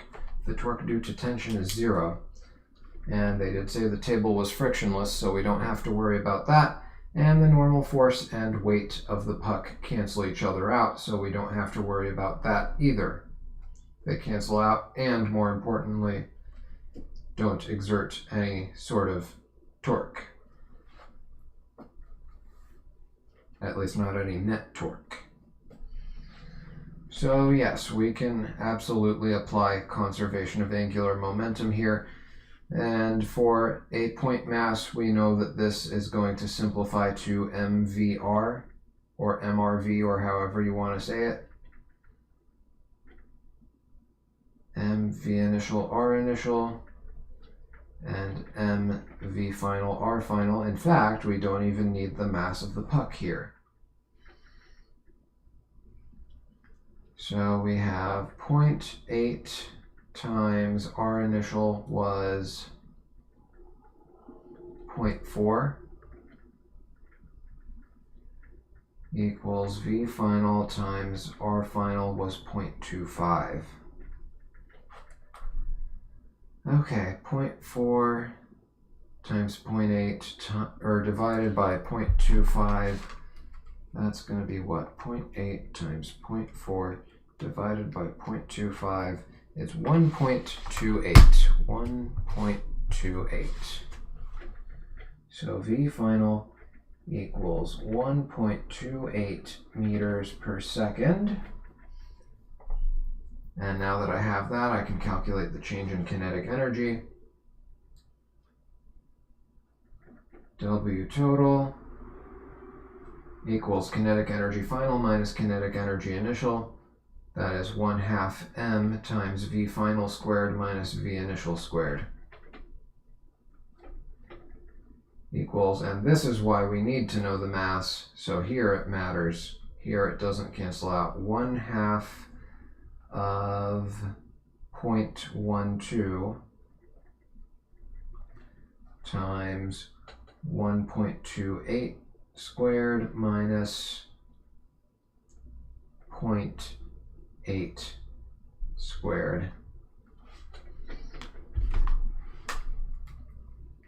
So 1/2 of 0.12 is 0.06 times parentheses 1.28 squared minus 0.8 squared is 0.059904.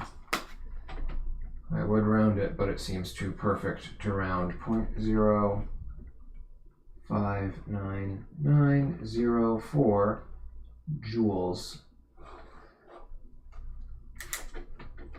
And from here we should be able to calculate the force if we just set this to force times displacement force of tension times the displacement is 15 centimeters or 0.15 meters.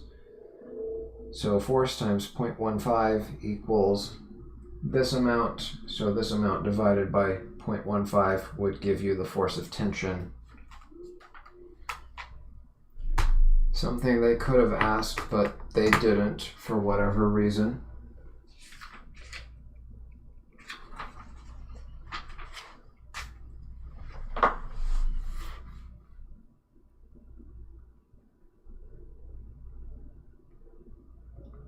And yeah, I think that is it for angular momentum examples.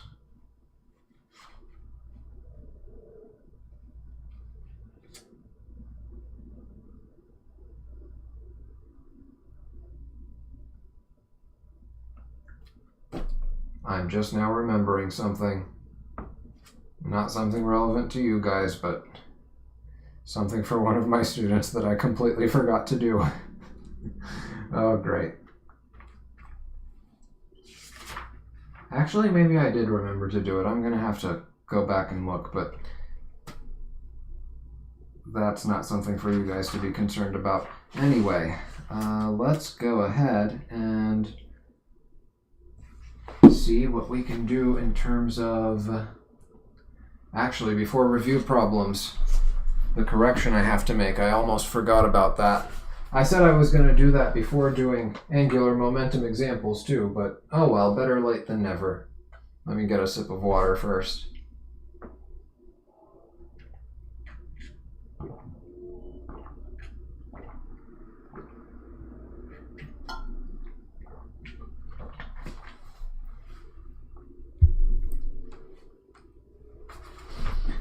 Okay, so something that I got wrong last time. For once I actually caught a mistake while checking my recordings and timestamping and whatnot. Yeah, back here. I was talking about how you could draw any line through the center of mass of some random blob. I was trying to justify how the change in potential energy for an object is simply the change in potential energy for its center of mass. And it doesn't matter how it rotates and bends and twists and whatever. And I said you could just draw a line through the center of mass and that would split its mass into 1/2 above and 1/2 below. That's not necessarily the case. That is not necessarily the case. There is a line through the center of mass that does evenly cut the object into 2 equal masses, but it can't just be any random line. It's not like every line that goes through the center of mass cuts the mass in half. And that should have been obvious to me.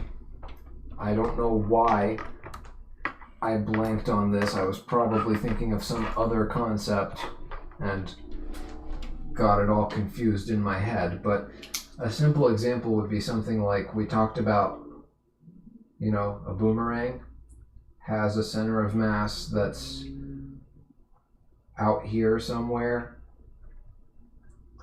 And if you think about it, if I draw a line, say,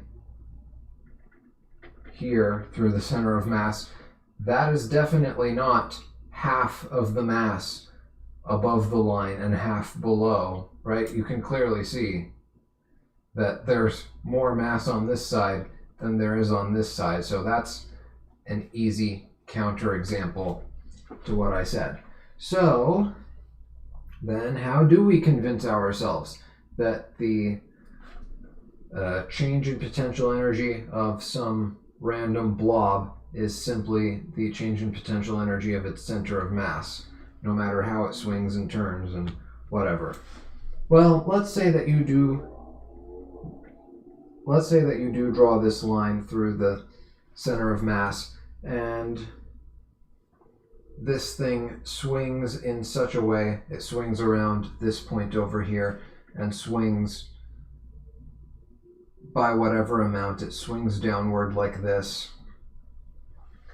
and it turns out that, say, its bottom side is its heavier side and its top side is its lighter side, and so the lighter side has a greater change in height than the heavier side, and so the change in potential energy of the lighter side is outweighed.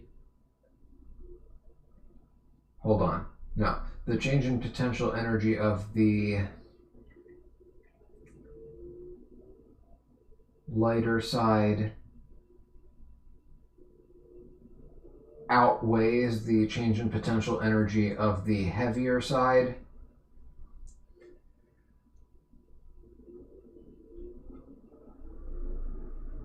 I'm not wording this right. Hold on. Let me think about this for a second.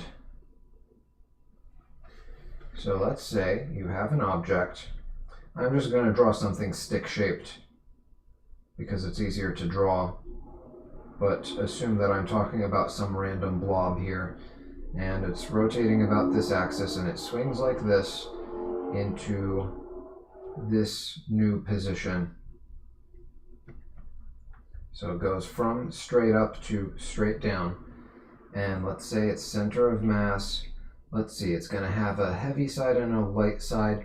Let's say its heavier side is the top side. Let's say this side is the heavier side. And so the heavier side swings down here. Since there's more mass here and it's moving a greater vertical displacement, it should account for a greater change in potential energy compared to the lighter side. So this is supposedly the same as if you took this stick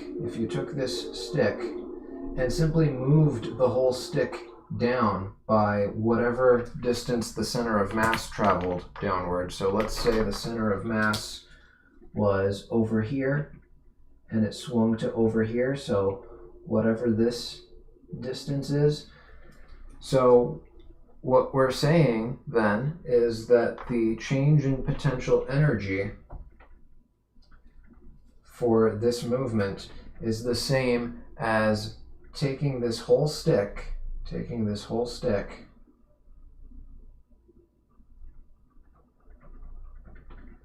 and just moving the whole stick by this distance. So taking this distance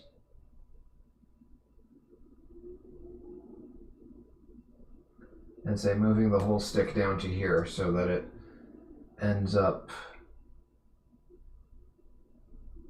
I guess that would be bottom to bottom distance, so its bottom would move to over here.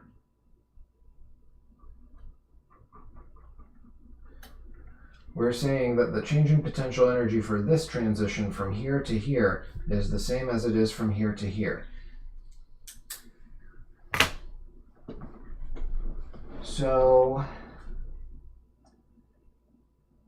in this simple downward movement, in this second picture, everything moves by an equal amount, so it makes sense that you take the mass of the whole object multiplied by the same delta y, because each object moved the same delta y. It works, right? But over here, you look at it and you go, well, the heavy side travels a greater vertical displacement than the lighter side, so wouldn't it cause a greater change in potential energy compared to the lighter side?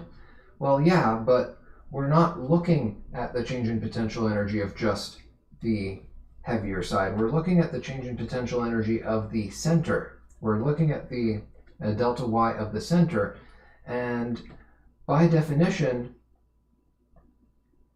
if the heavier side moves a greater displacement, so does the center of mass, because the center of mass is going to be closer to the heavier side anyway. So that's kind of the non-mathematical, somewhat intuitive way to understand it.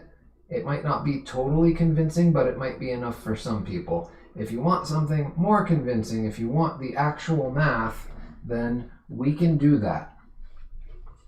Again, you're not really supposed to know this for AP Physics 1, at least according to the course description, but based on what I saw on one of the previous FRQs, they seemed to expect students to know this formula, so I don't know what's going on with that.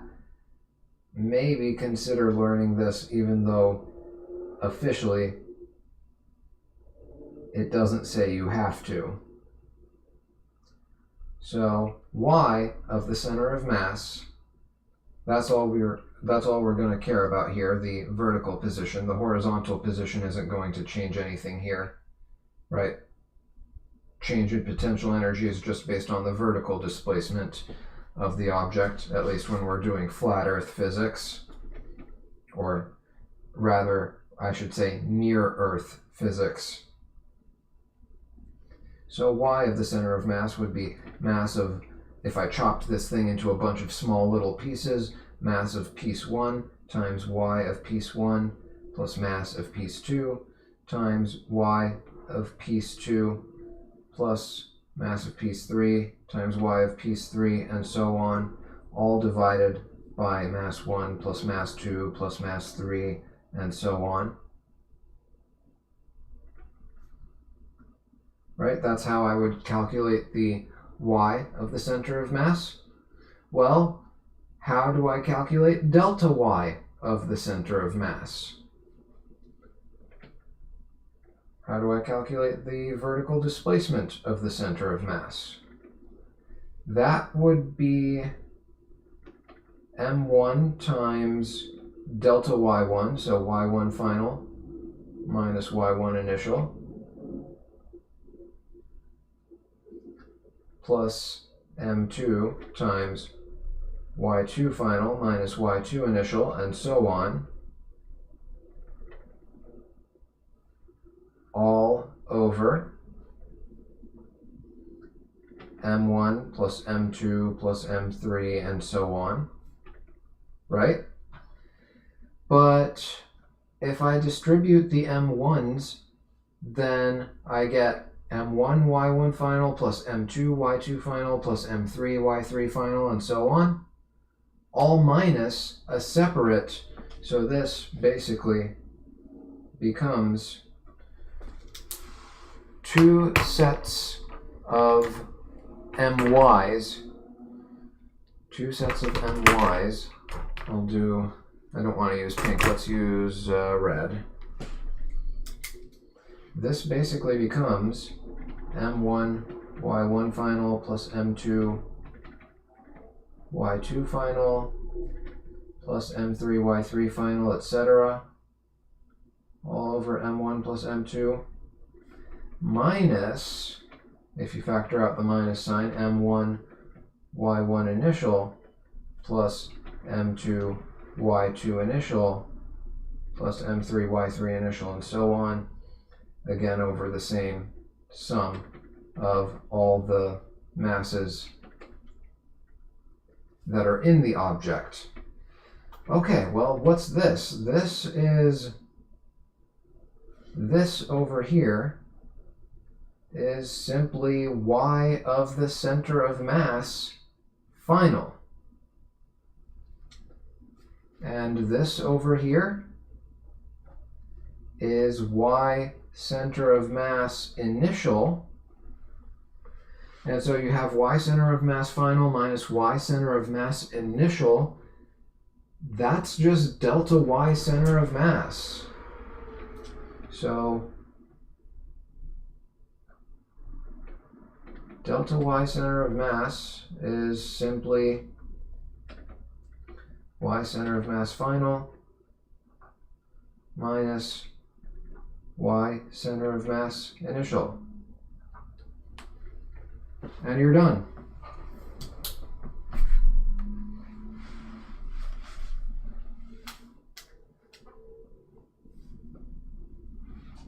If you calculate each bit of mass within the object, you multiply it by its delta y, you multiply each piece by its individual delta y, and then you multiply that by g. That's the other thing that I forgot. So mgh, or mg delta y rather. So I would just multiply each of these by g. So this times g, and this times g, and this times g, and so on. And that would give me, if I multiply all that by g, I could just have the g factored out. Then all I would have to do after that is just multiply by the mass again. And that would give me the change in potential energy for each bit. So yeah, this calculation over here, what I'm calculating over here, is something that's proportional to the change in potential energy. This gives me something that's proportional to the change in potential energy, and we're saying that whatever change in potential energy the object experiences is directly proportional to the vertical displacement of the center of mass. So you don't have to worry about the individual vertical displacements of the heavier parts of the object versus the lighter parts. It all balances out. The center of mass is already has that accounted for. It's already built into how you calculate center of mass in the first place. It's already accounted for. So hopefully that helps assure anybody who was still not sold on the idea that the change in an object's potential energy is simply based on the change in position of its center of mass. Hopefully that puts the final nail in the coffin of that concern. And now we do review. What do I want to look at? Let me see if I can find some good problems in here. Is the back side of this page used? Yes, it is. Okay. Probably gonna need a new sheet then. But let's find a problem or two first. Well, maybe more than just two. Let me see what could potentially be good here.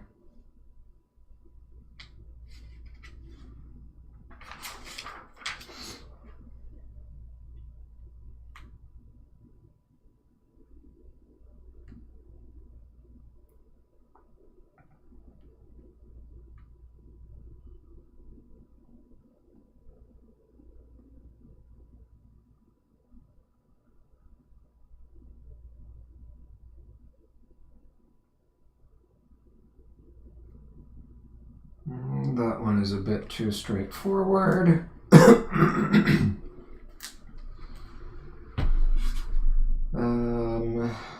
What about this one? Two thin rods.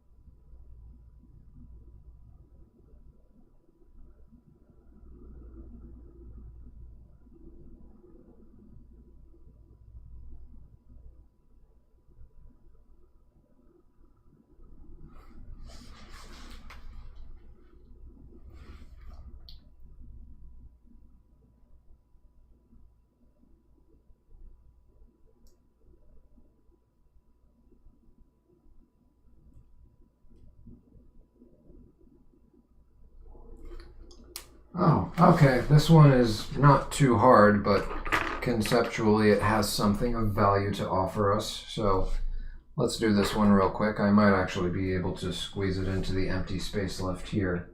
Actually, no, I'm not even going to attempt that. Let's grab a new sheet.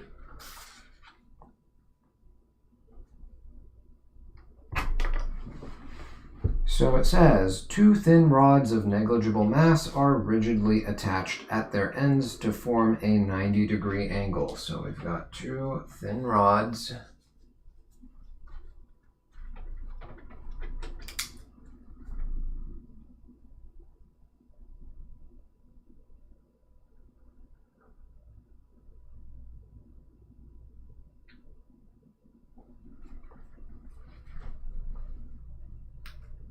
With negligible mass, so we don't have to take their moment of inertia into account.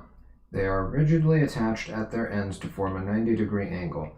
The rods rotate in the XY plane, with the joined ends forming the pivot at the origin. So this is going to be, our axis of rotation goes through the page like this.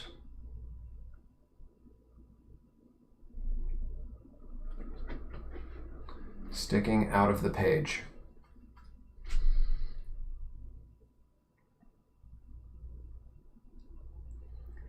Now it said a particle of mass 75 grams is attached to one rod a distance of 42 centimeters from the origin, and a particle of mass 30 grams is attached to the other rod a distance of 65 centimeters from the origin. So on this one, we'll say this is 65 centimeters.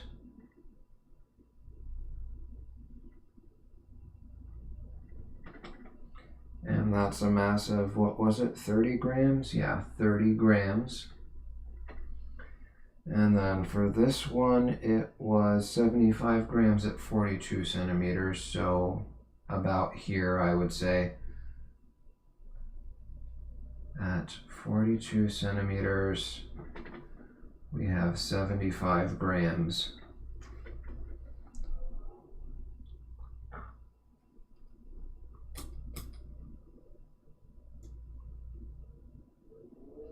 So first, it's asking what is the rotational inertia of the assembly, and then the second part says how would the rotational inertia change if the particles were both attached to one rod at the given distances from the origin. So part B is asking if the setup was more like this, just one rod with the 30 grams out here and the 75 grams over here, and the distances are the same, 65 centimeters for the 65 centimeters for the 30 grams and 42 centimeters for the 75 grams. How would the moment of inertia change? Pretty simple, it's just moment of inertia of point masses. So we just take the moment of inertia of the system is equal to the sum of the individual moments of inertia. The axis of rotation is again through the page. So we do, I guess we'll keep it in grams and centimeters this time instead of kilograms and meters. So I will do 75 times 42 plus 30 times 65 equals 75 times 42 plus 30 times 65 equals 5,100 gram centimeters. Oh, and I forgot to square them. Never mind, it's not 5,100. 75 times 42 squared plus 30 times 65 squared.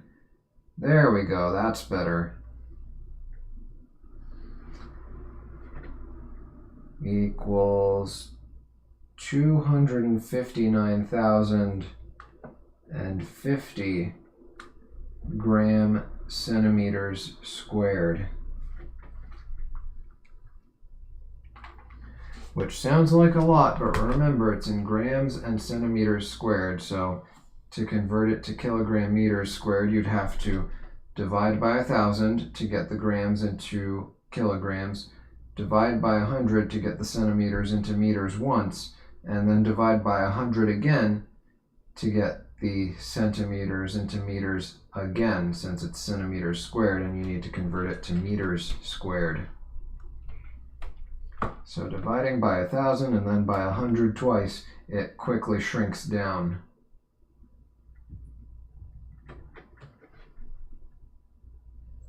I guess it would shrink down to what? Dividing by 100 and 1,000 already brings it to 2.5905, and dividing by 100 again would bring it to 0.025905.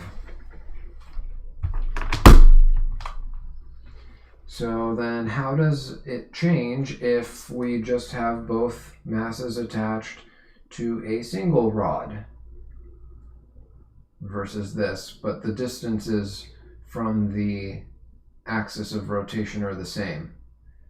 Well, if we try to write down the moment of inertia of the system, we still get the same thing. It will still be 75 times 42 squared and add 30 times 65 squared. So the moment of inertia does not change in this case.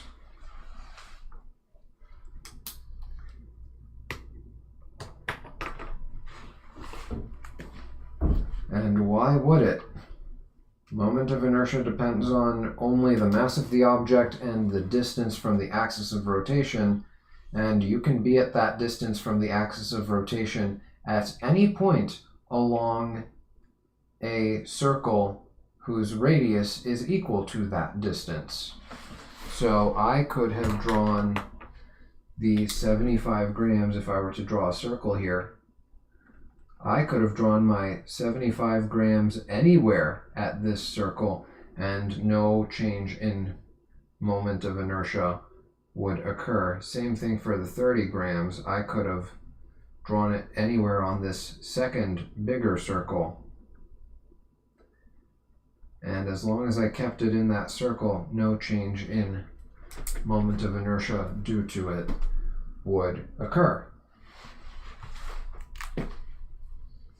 So relatively simple calculation-wise, but just understanding that concept was worth it.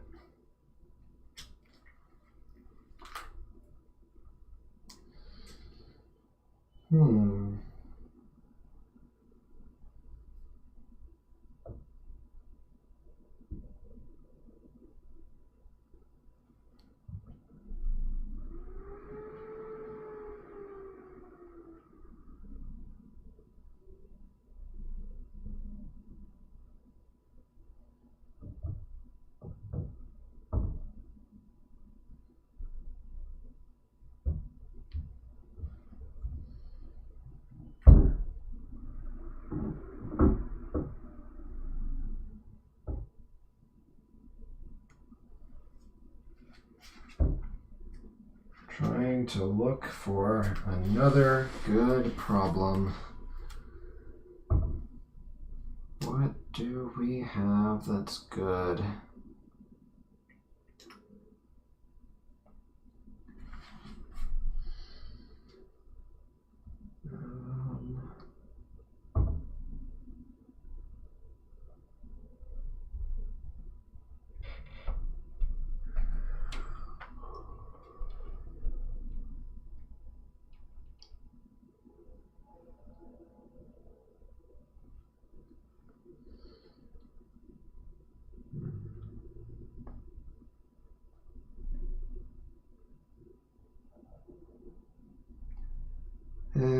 This one is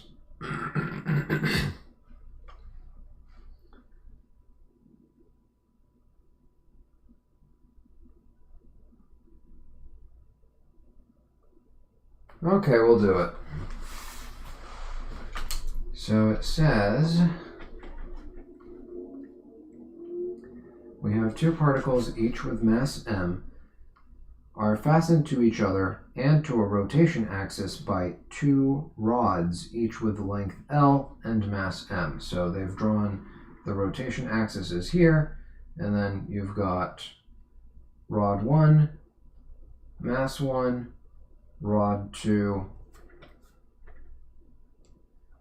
mass 2. The masses are little m, and the rods have a mass of big M each, and each rod has a length of L.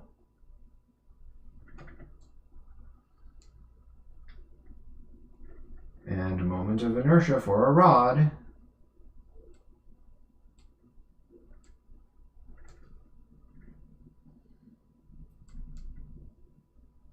through its end, I'm going to say, moment of inertia for a rod through its end is 1/3 ml squared.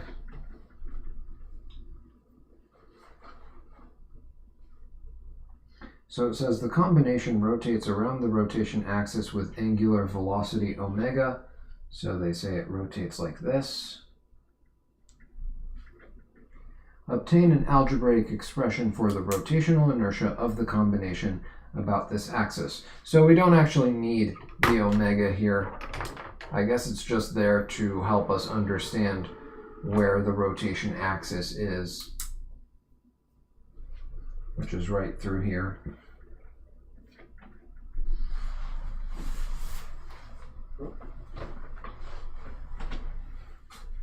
Okay, so all I have to do is take the moment of inertia of each individual piece and add them up, and that will give me the moment of inertia of the system. So I system equals I of point mass 1, I point 1, plus I of the second point mass,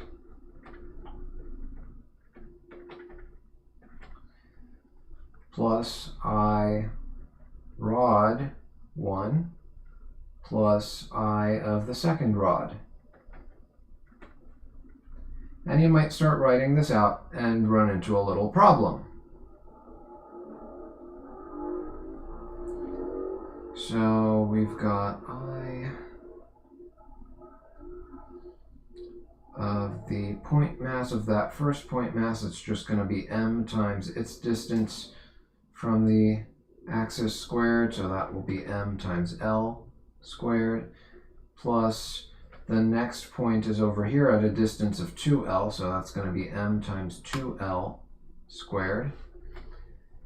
And then for the first rod, it's just rotated through its end, so it'll be 1/3 ml squared, and then plus for the second rod,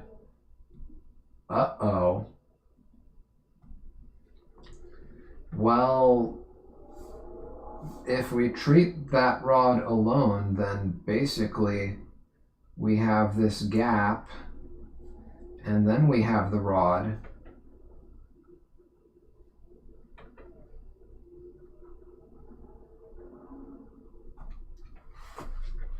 What are we supposed to do with this? There are two different solutions that you could do here. One is you could try and use the parallel axis theorem. One is using the parallel axis theorem, for which you would need to know the moment of inertia of this rod through an axis through its center of mass. I mean, I know that off the top of my head, but suppose the problem didn't give you that information. Like I said, you're not expected to memorize these formulas. So what would you do in that case if you don't have the moment of inertia for a rod through its center? Well, the other thing you could do, instead of resorting to the parallel axis theorem, the other thing you could do is you could combine rods 1 and 2 into a single rod of mass 2m and length L and rotate that through its end. So you could do this.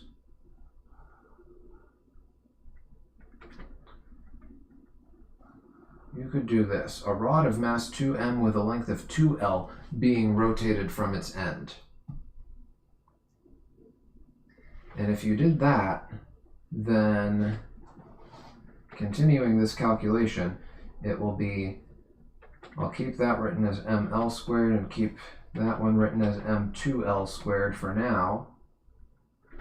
And then for the rods, it's going to be 1/3 of the mass is 2m times the length is 2l squared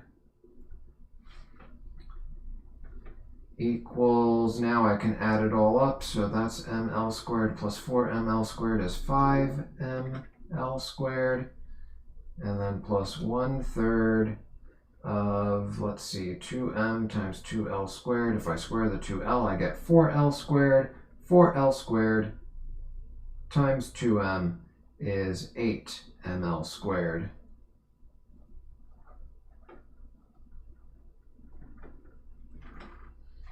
So you get, if I factor out the L squared, we get 5m plus 8/3 big M all times L squared for the moment of inertia of this assembly.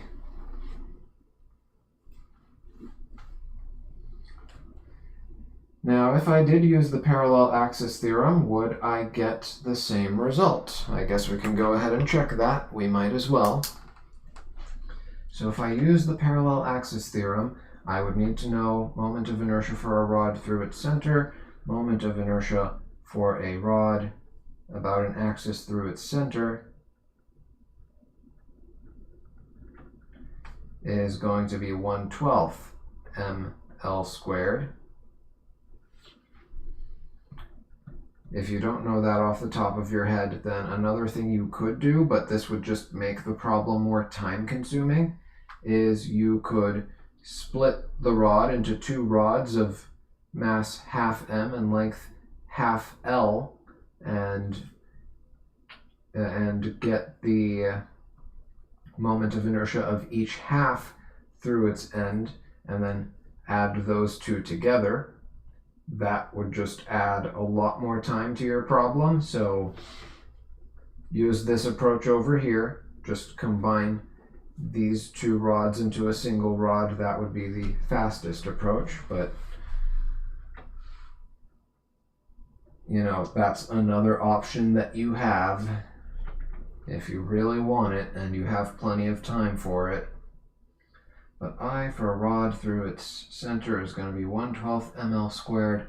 So I can do for I rod 2, I can say that it is at an axis of rotation how far away? What's the distance d from the center of mass axis of rotation?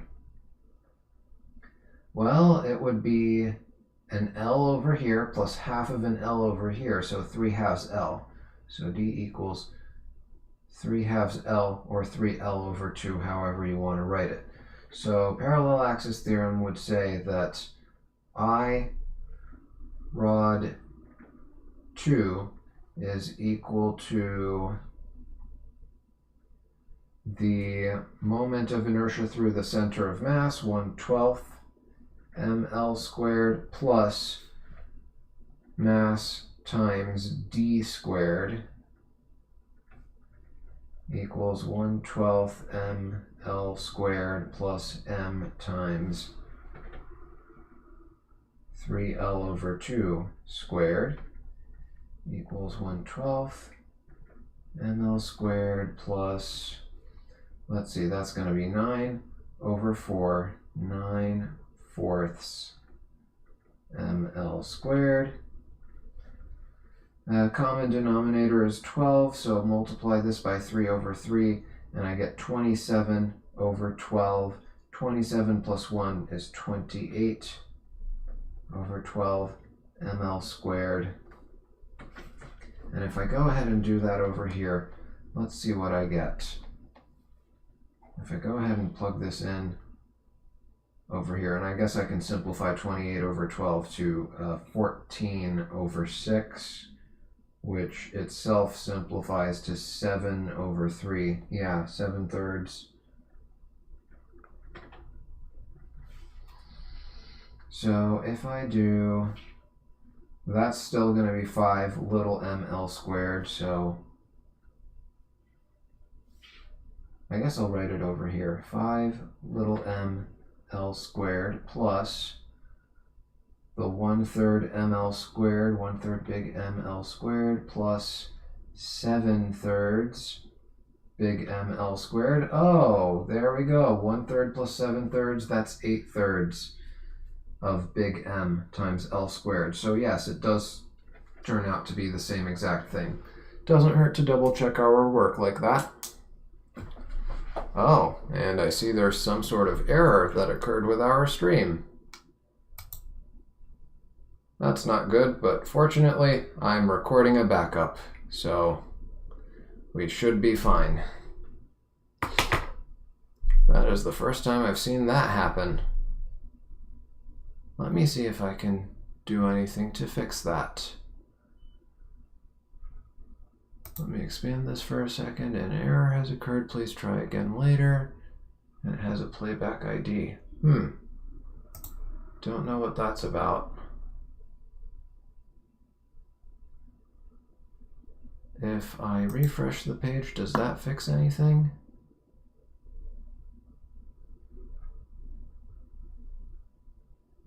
Okay, it looks like I'm back. I don't know if it was out for that long for anybody else or if it was just something on my end. I'm hoping for the latter, but in either case, I do have a backup recording that I can upload, so we will be fine. Now, how do I...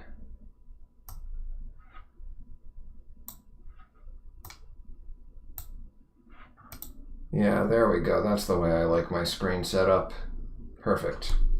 Now, back to business. Let's find another problem we can practice. Let's find another problem we can practice with.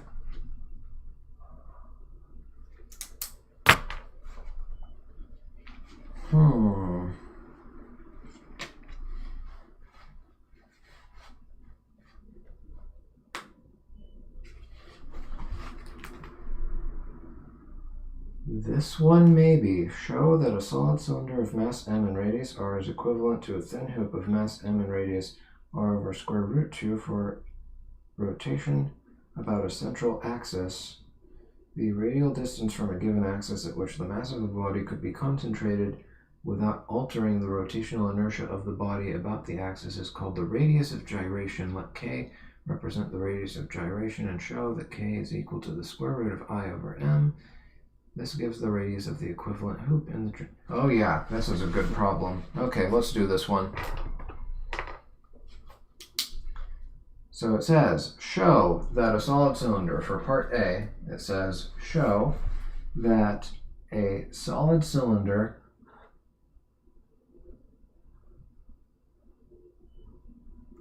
of mass big M and radius big R,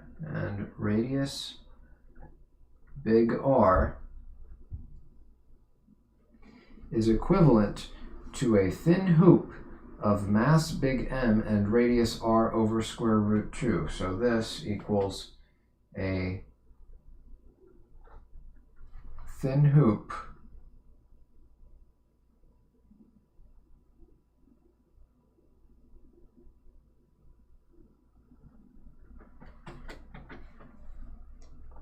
of mass big M and radius, I guess I didn't draw it well because I've drawn this radius bigger than this one actually, but let's pretend that this radius is, and I'll draw it in a darker color, or write it in a darker color rather, R over square root 2.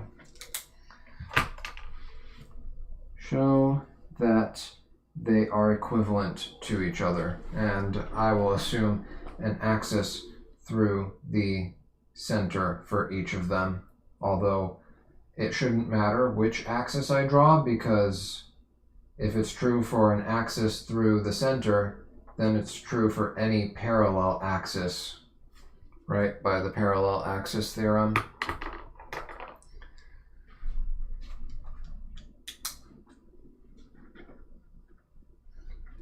Okay, so I for the cylinder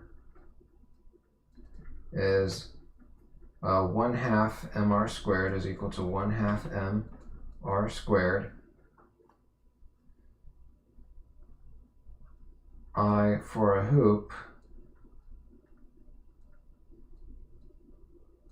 is just equal to m times r squared, and I should say here m cylinder r cylinder squared, and here m hoop times r hoop squared,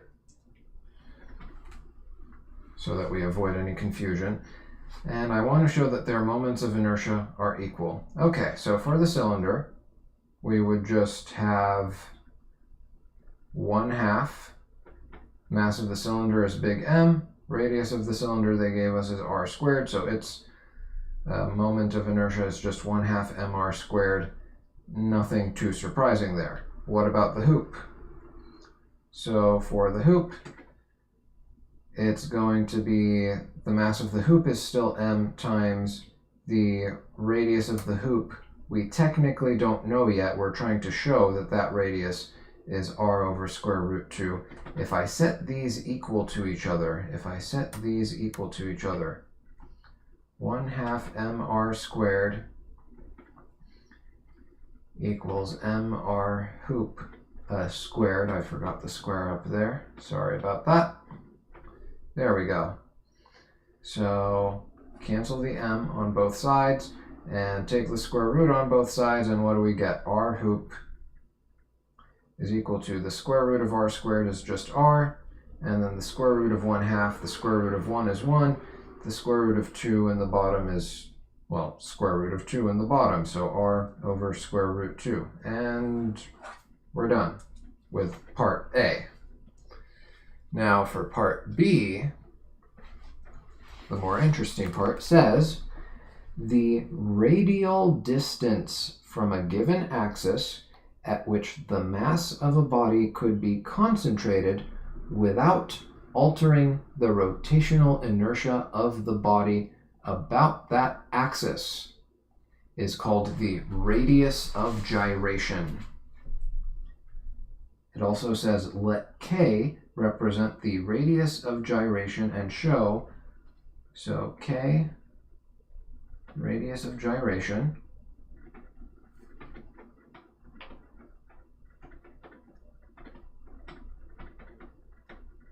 it says show that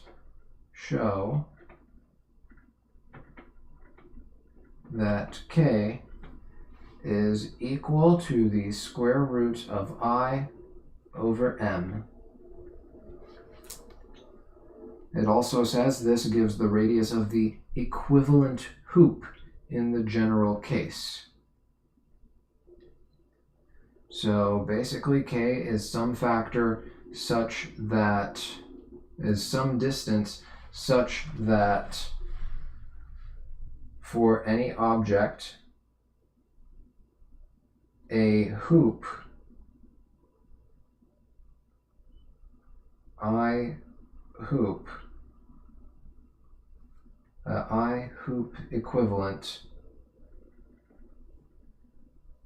is going to be equal to m times k squared equals I of whatever object you're trying to find this k for. That's basically what it's saying here.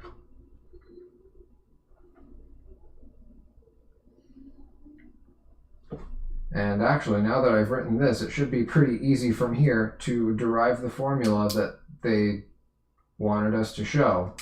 It's literally just solve for k from here. So I would do m k squared equals I of whatever object I have, divide by m and take the square root, and you get k equals the square root of I over m, just like that. So really the only challenge here is understanding the new concept. I've said this before, I think it was actually last stream, or maybe it was the stream before that, but Sometimes on the AP exam, the real challenge is they're going to see how well you can handle being given just a new concept you've never heard of. Something that basically they're trying to simulate the situation of you reading like a scientific paper where somebody defines some new thing and you're trying to understand what their experiment is about, some new definition of some new thing, how well you're able to just kind of think on your feet and get the essentials of that new concept and work with it. That's one of those questions. The actual math, as you can see, wasn't that hard. The hard part is just interpreting and understanding what the question is even asking, what this new concept it's introducing means, and how to grapple with it. But anyway, let's see if I can find another good problem for us to work with.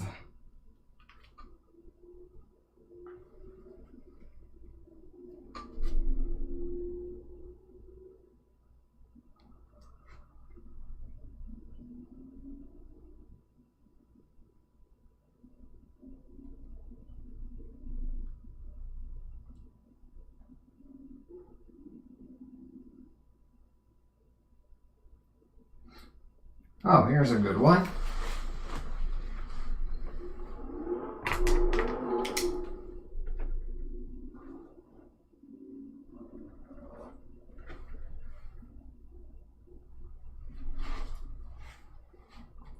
So it says, what minimum force F applied horizontally at the axle of the wheel in the figure, which I will draw for you.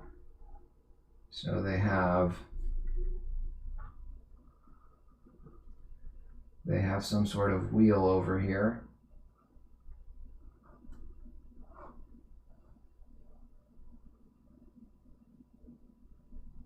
And there's the center of the wheel. And they labeled this as having a height of h.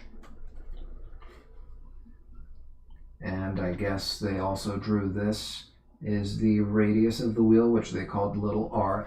And they drew a force applied. They drew this force F.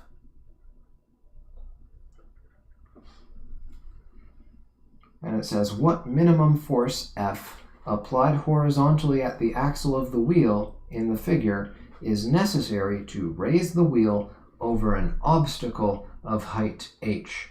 Take little r as the radius of the wheel and w as its weight. So they didn't draw it, but w, the weight, the force of gravity on the wheel, would just be a force pointing straight down, and it acts at the origin. Or not at the origin, at the center of mass, rather.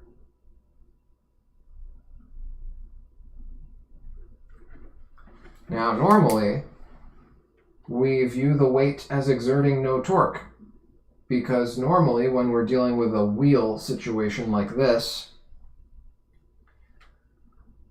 the axis of rotation is at the wheel's center of mass. That's not what's happening here. Here, the rotation would have to be about which point. Once you figure that out, the whole problem is solved. Here, the axis of rotation that you want to use, your pivot point, is this contact point right here.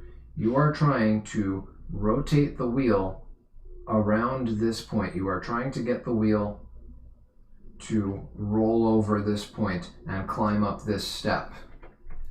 So this is your actual pivot point, and both the force applied and the force of gravity, the weight, will have this pivotal displacement whose length is r, but what about the angle? That's the more important thing here.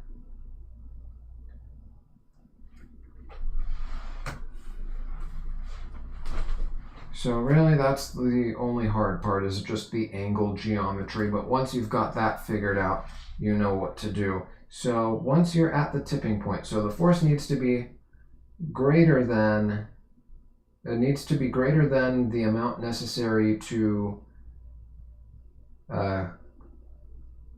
cancel out the torque due to the weight. The force applied needs to generate enough torque to cancel out the effect, the torque of this weight. So let's go ahead and say that the tipping point then is when the torques are exactly equal. So net torque has to be greater than 0, implying that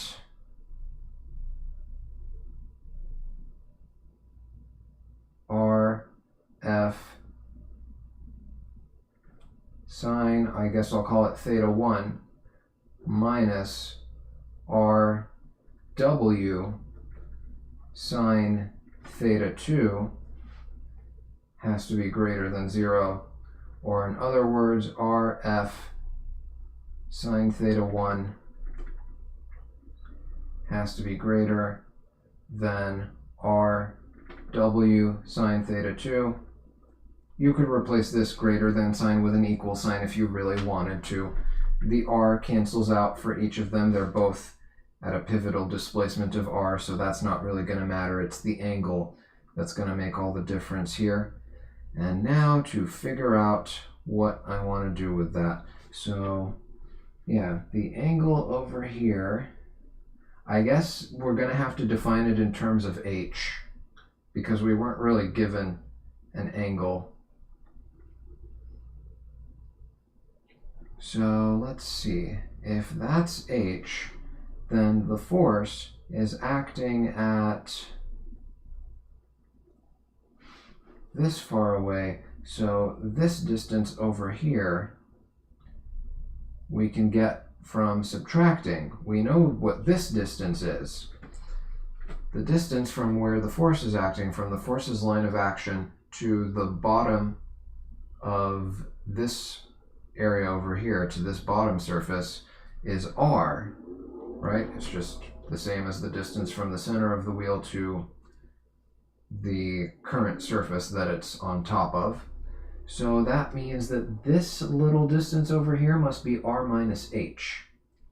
So that's something I can work with. So let's see, sine of theta 1. If that's going to be my theta 1, then the sine of that angle, if I were to draw a right triangle for it, I'll draw it over here.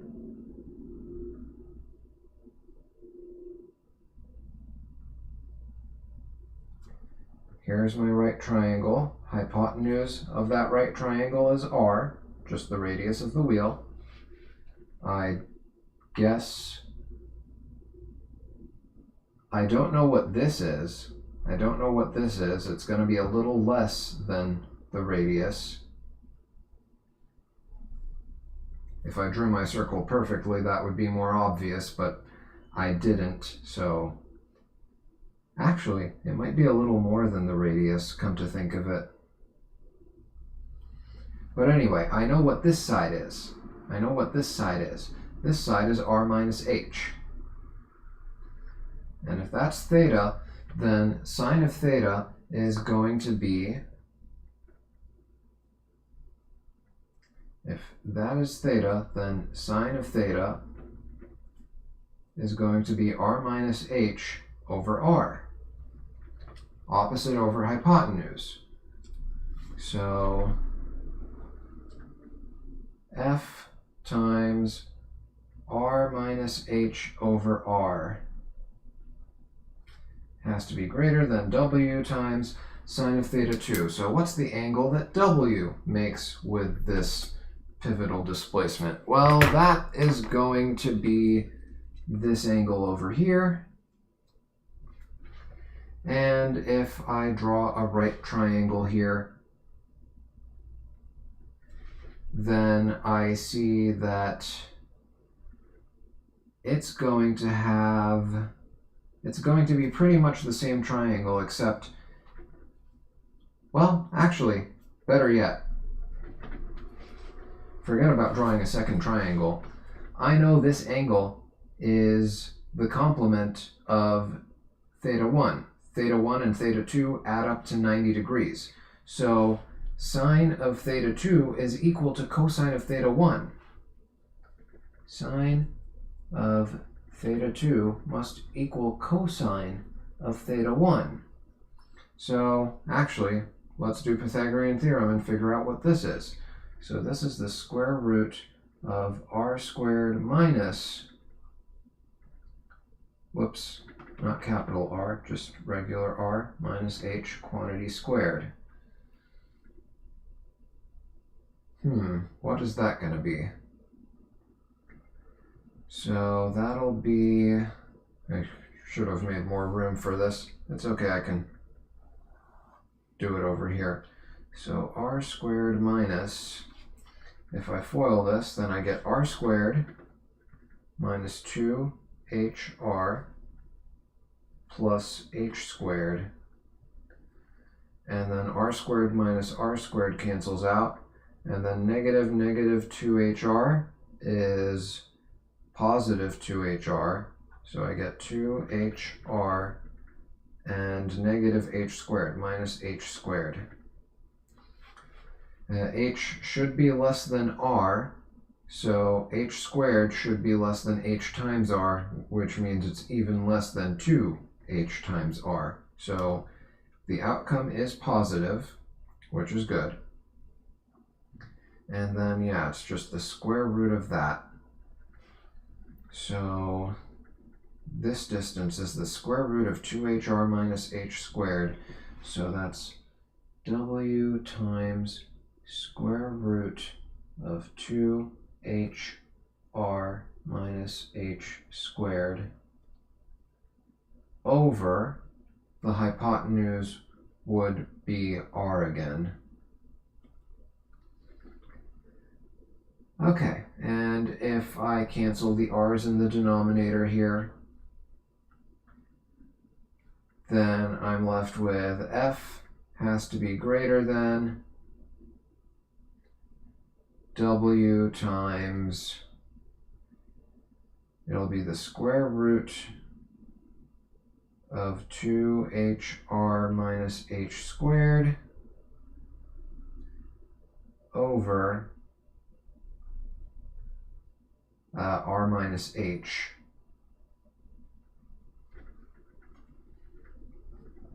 And I could simplify this, because if I factor, actually wait, can I? I don't think I can. If I factor an h out of this, then I'm left with h times 2r minus h. No, I can't simplify it. Okay, then yeah, that's as simple as it gets. So there you go. The force has to be at least equal to, well, not at least, it has to be like a little bit more than the weight times this ratio. Which makes sense that the higher h is, the more force you would need in order to roll the wheel over that bump. That just makes intuitive sense that a higher bump would be harder to climb and would require a tougher pull. So it does make sense that h is part of the numerator.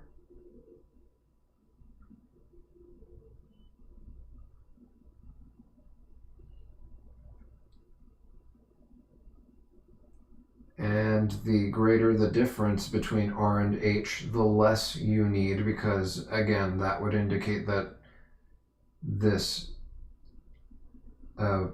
height is closer to being flat and easy to roll over. Okay. Yeah, I wish it simplified to something nicer, but unless I made some sort of blatant algebraic mistake, that's what it is, and we just have to accept it as it is. I don't see anything unintuitive about it that would suggest I did something wrong. The h being up there makes sense. The r minus h in the denominator makes sense. I'm just going to go ahead and say that it's right, but if I catch anything while looking over it later and timestamping, I'll post a comment or something. But all indications seem to be telling me right now that everything seems fine with what I did. Okay, let's see if we can find something else.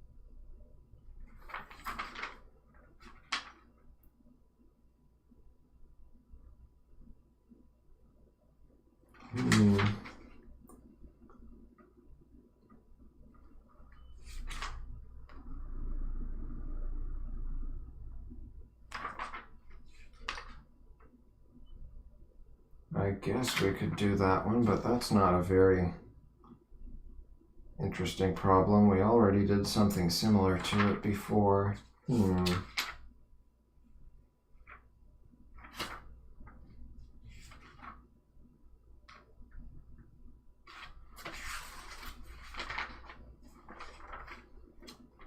Okay, let me grab the other book and see if there's anything good in there.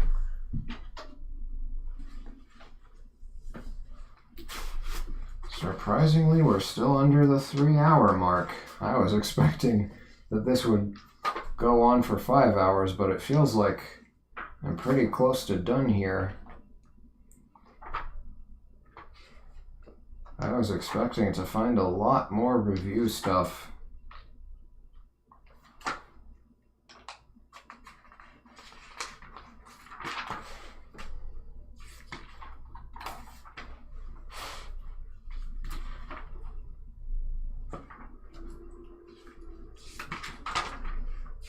Okay, what do you have for me?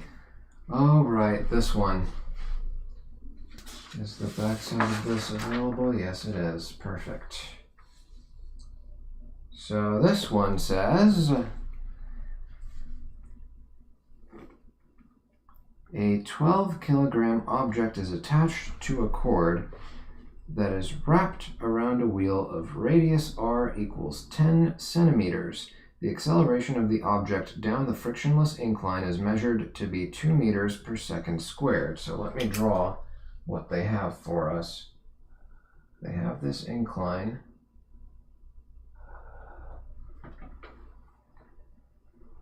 And they have a pulley over here.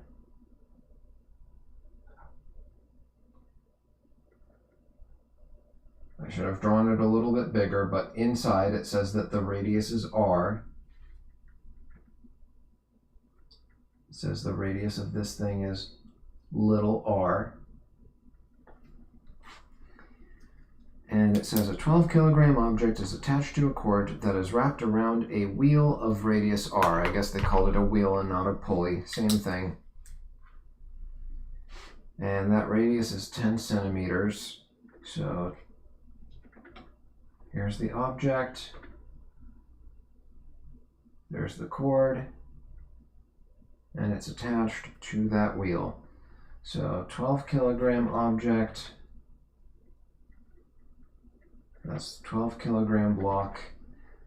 And R is 10 centimeters or 0.1 in meters. The acceleration of the object down the frictionless incline, frictionless, is measured to be 2 meters per second squared. So A equals 2 meters per second squared.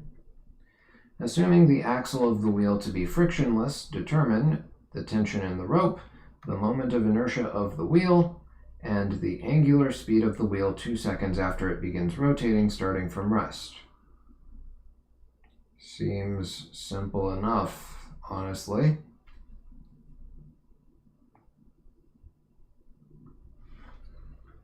So find force of tension, find moment of inertia,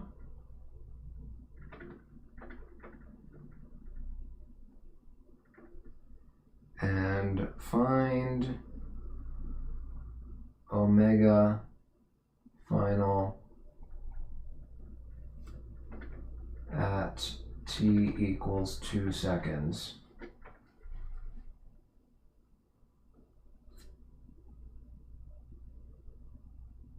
Did I say angular momentum? Angular speed. Omega final at t equals 2 seconds. I think I said it correctly the first time, but just in case. My short-term memory is not the best.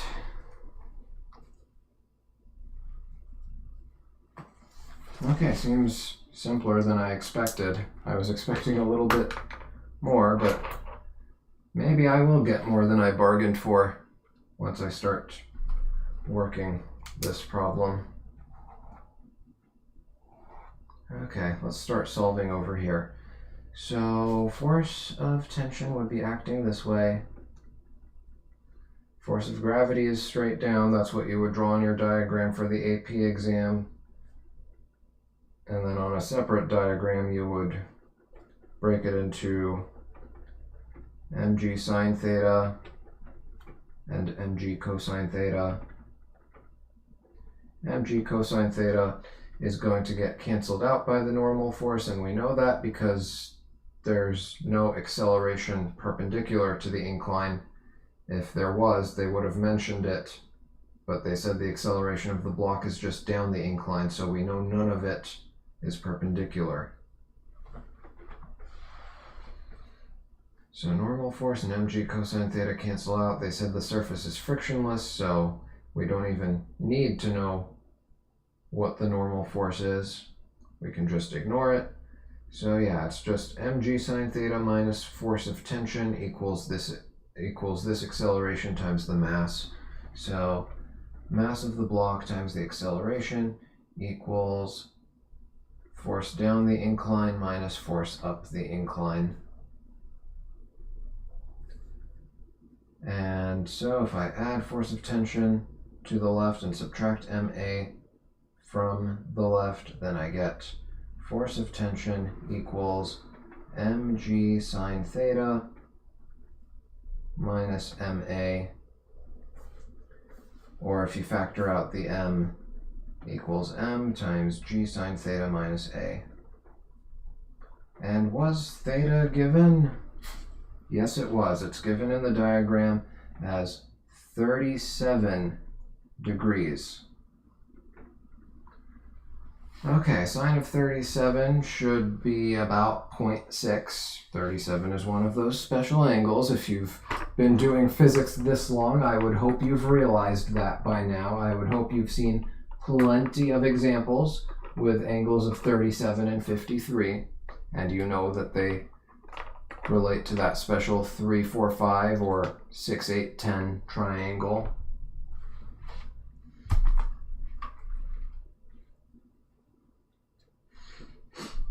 So 9.8 times about 0.6, 9.8 times 0.6 minus the acceleration is 2.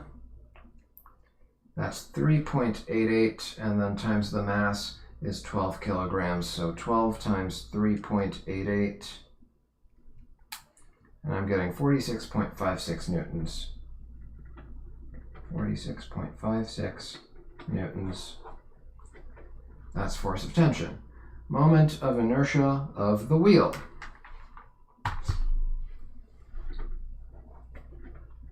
Well, net torque on the wheel has to be equal to its moment of inertia times its angular acceleration. So moment of inertia is equal to net torque over angular acceleration, in other words. The net torque on the wheel, well, the forces acting on the wheel would be the normal force from its axle that acts upward on it, like so, and its weight acts at its center of gravity, and the tension force. And the tension force acts on its rim. The normal force from the axle occurs, well, at the axle, and that's where it's rotating around. That is the pivot point. So it'll be normal force times a displacement of 0 times sine theta. That's 0 torque from the normal force. Similar reasoning tells us there's 0 torque due to the gravitational force here. All the torque is due to tension force. So the net torque is just the tension torque, which is going to be R times force of tension times sine of what? Well, the force of tension is over here, and R from the pivot to the point that the force of tension is applied is this way. So that's going to be a 90-degree angle. Sine of 90 degrees is 1. So R times force of tension times 1 equals I times alpha. I don't know the angular acceleration yet, but they did say the pulley is frictionless, so the rope doesn't, or the cord doesn't slip on the wheel, pulley, whatever you want to call it. So we should just have the linear acceleration of the block being equal to the tangential acceleration of the wheel. So I can just say tangential acceleration equals radius times angular acceleration in radians per second squared, of course. So then angular acceleration is tangential over r. So this is going to be a tangential over r. Multiplied by r, divide by a tangential. So we get, maybe I shouldn't have written this here. I would get r squared force of tension divided by a tangential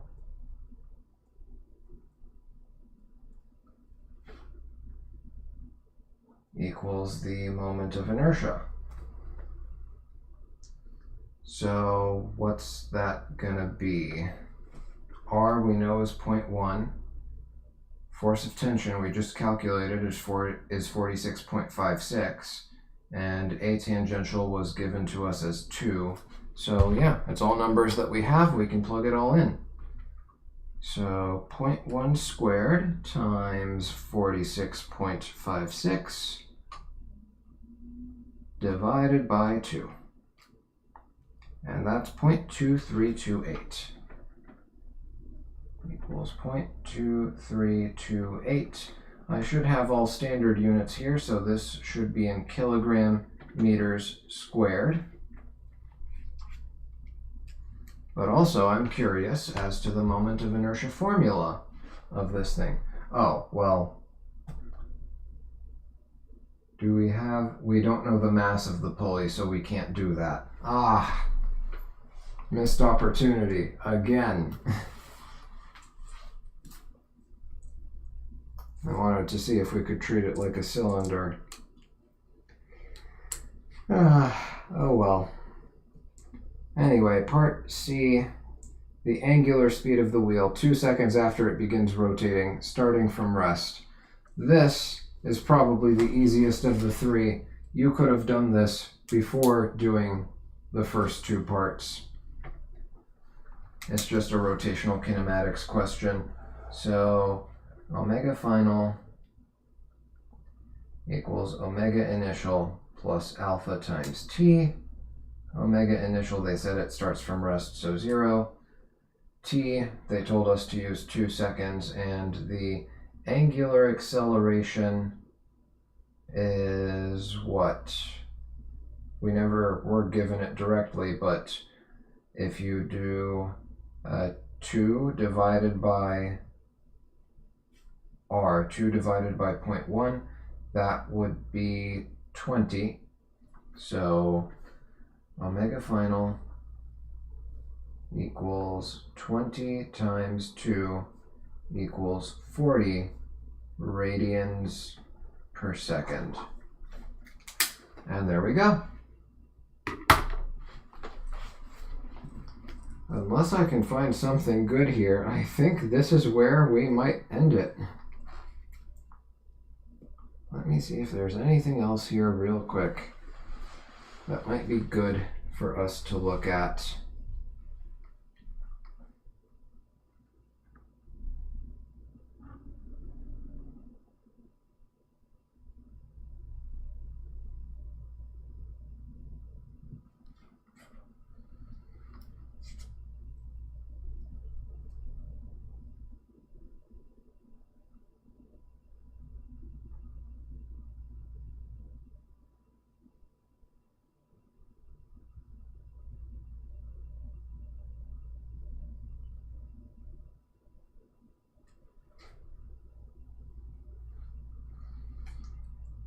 That one's just the Amazing Race. We did that last time.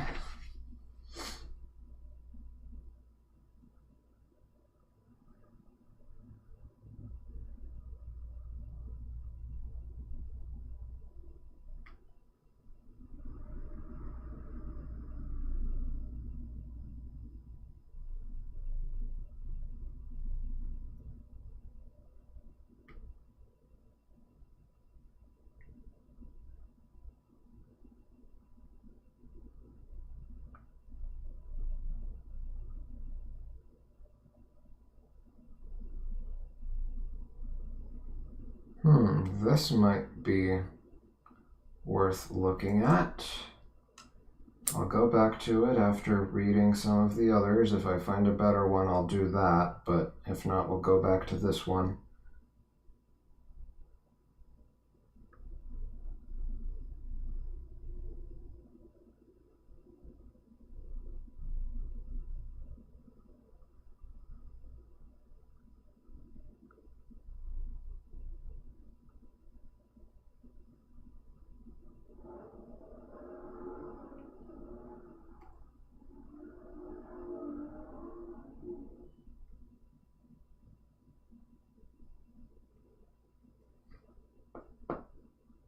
That's just a basic torque problem. We don't really need that.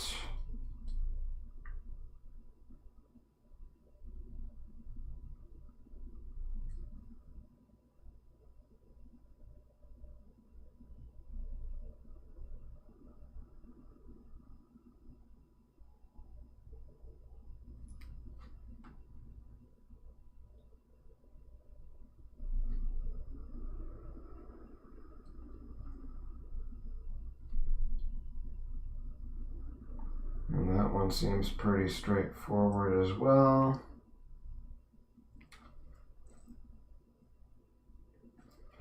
Okay, let's do this one. And then I think this will be our last problem for the day. So it says, without the wheels, a bicycle frame has a mass of 8.44 kilograms. So mass of the frame of a bicycle is 8.44 kilograms. So this is the rest of the bike without the wheels. Each of the wheels can be roughly modeled as a uniform solid disc. Okay, interesting. I would have modeled them more like a hoop, but fine, we'll say a disc.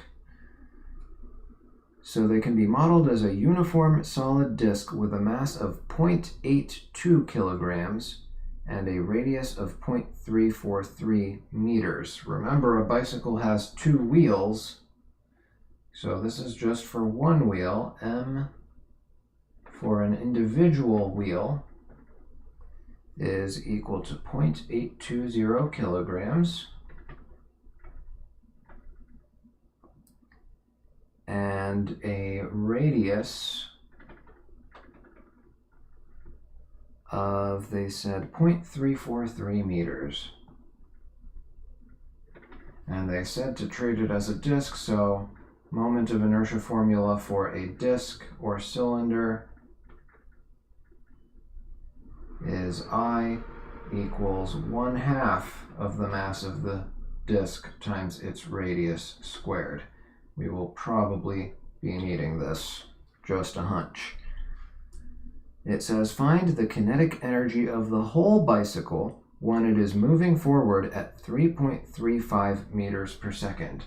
So V bike is equal to 3.43 meters per second.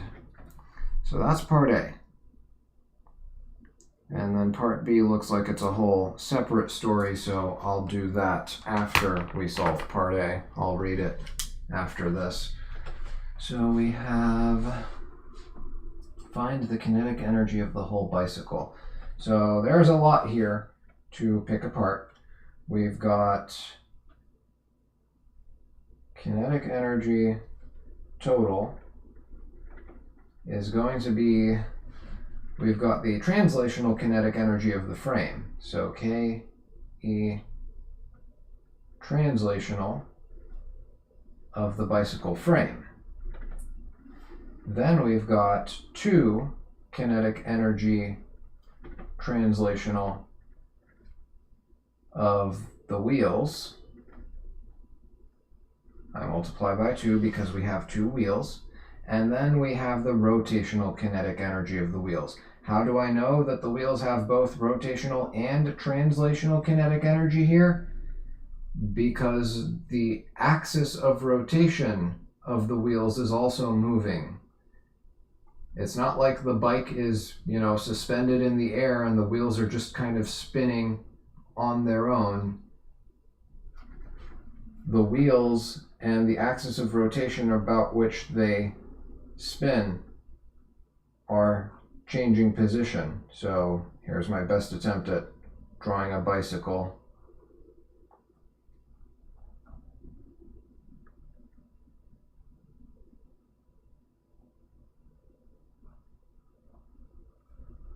Yeah, we'll go with that. So they're not just spinning around this axis. This axis moves, right? The axis of rotation that they spin around also moves. So there's translational and rotational kinetic energy. Anyway, Ke rotational of a wheel. That doesn't look very readable, but it's okay, you know what it says. Okay, translational kinetic energy of the frame should be pretty easy. It's 1/2 m frame times v squared. I guess I didn't really have to call it v bike after all. Plus 2 kinetic energy translational of the wheels. So that's going to be 2 times. Each wheel is going to be 1/2 m wheel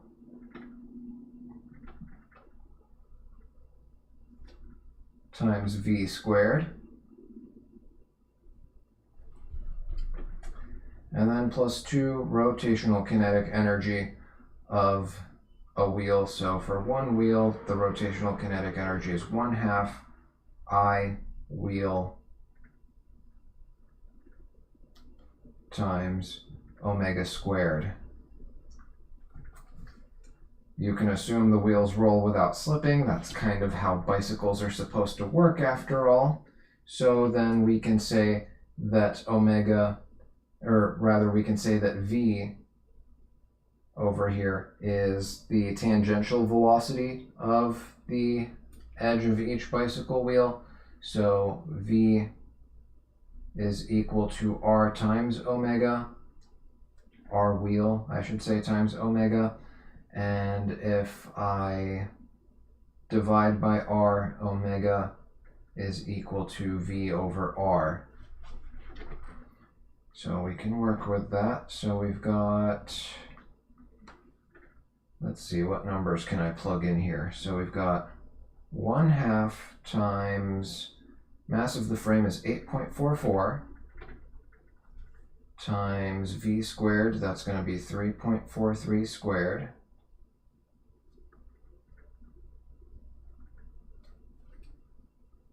Interesting that they give the velocity as 3.43 and the radius of the wheel is 0.343. Almost like they want something to cancel out, maybe? We'll see. Plus 2 times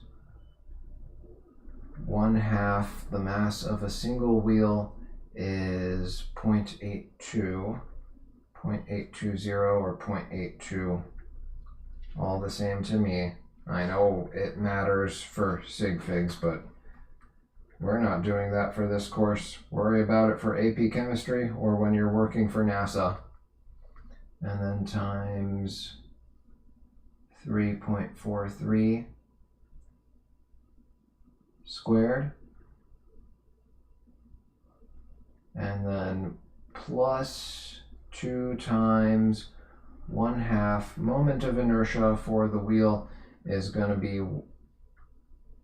I'll do square brackets, is 1/2 mr squared, so 1/2 0.82 times r squared is 0.343 squared.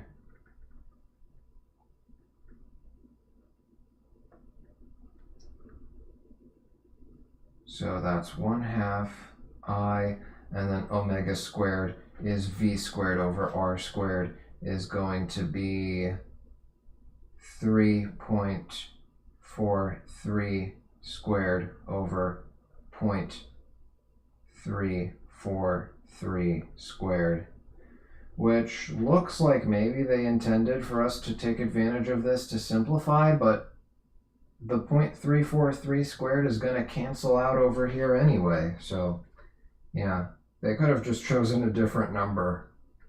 I don't know why they did that. I feel like it had to be intentional, but what was the intent?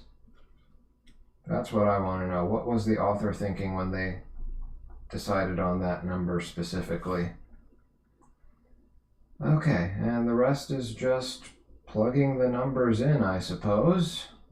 Oh, the 2 and the 1/2 cancel out, so that's something we can simplify at least. And yeah, the rest is calculator work, so let's see what we get real quick.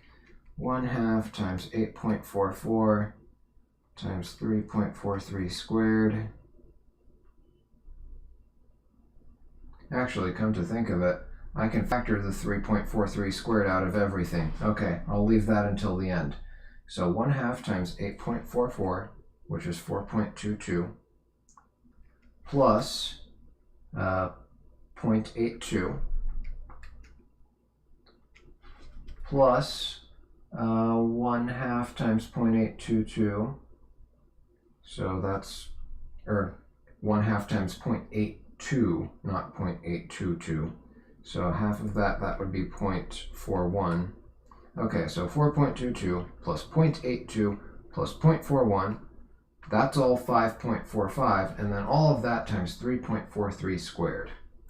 Times 3.43 squared gives me 64.12. I'll round it to 64.12 joules of energy. That takes care of the first part. The second part says, before the invention of a wheel turning on an axle, ancient people moved heavy loads by placing rollers under them. It also comments that modern people use rollers too. Any hardware store will sell you a roller bearing for a Lazy Susan. I've actually never heard that saying before. I'm not sure what a Lazy Susan is. Hold on, let me try and Google it. I'm curious. A Lazy Susan, what does it mean? Oh, it's already coming up in search suggestions. Why do they call it a Lazy Susan? A Lazy Susan is a turntable or rotating tray placed on a table or countertop to aid in distributing food. Okay. Good to know. Why do they call it a Lazy Susan? The name Lazy Susan for a revolving serving tray is thought to be a humorous, sarcastic reference to supposed sloth of household servants, with Susan being a common name for female servants in the 18th and 19th centuries. Okay. Well, there's our etymology lesson of the day, I suppose. Good to know. But that still doesn't explain. Any hardware store will sell you a roller bearing for a lazy... Oh, okay, I get it. As in, they will sell you like the roller part for your turntable. Okay, that makes sense. Because when I first read it, I thought like a Lazy Susan was a reference to some type of currency. Anyway, back to the problem. So a stone block of mass 844 kilograms moves forward at 0.335 meters per second. So M block equals 844 kilograms. And it moves forward at 0.335 meters per second. V equals 0.335 meters per second. Supported by two uniform cylindrical tree trunks. So, kind of like the two bicycle wheels situation. Each of mass 82 kilograms. So M trunk is 82 kilograms. And the radius of the trunk is 0.343 meters. I'm just going to call it radius because the trunks are the only thing in this problem that have a radius. So 0.343 meters. Interesting. So they've given the same radius, but 100 times the mass compared to the wheel we had in the previous scenario. And come to think of it, the mass of the block is 100 times the mass of the frame, but the velocity is 0.335 as opposed to... Man, they could have made it 3.43 and made it so much easier for us. We could have just multiplied everything from the previous part by 100 then, I think. Would that have worked? I'll think about it later. Anyway, continuing with the reading. There is no slipping between the block and the rollers or between the rollers and the ground. So yeah, rolling without slipping, which allows us to use this relationship. Find the total kinetic energy of the moving objects. Okay, same task as before, just some different numbers are given to us. So, do I even bother writing it out? I mean, we've already seen it. We're just plugging in different numbers this time. So 1/2 m block times v squared plus 2 times 1/2 m trunk times v squared plus 2 times 1/2 I trunk times omega squared, I trunk being m trunk times r squared, or no, 1/2 m trunk times r squared. I forgot the 1/2. Let me write it in a darker color or brighter. 1/2 and then square brackets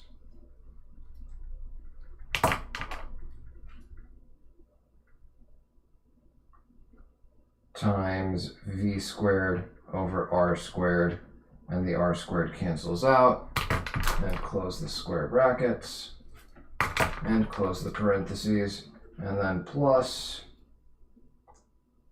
Oh, plus nothing. That was already the third term. Okay. Didn't need that plus sign after all. I mean, we're gonna need it over here once we plug everything in. So the 2 and the 1/2 cancel out here and over here. That 2 and that 1/2 will cancel out. And then I can factor out the v squared. And I'm left with v squared times 1/2 of 844 is 422 plus m trunk is 82 plus 1/2 m trunk is 41. Okay, we don't need that plus sign over there. 422 plus 82 plus 41.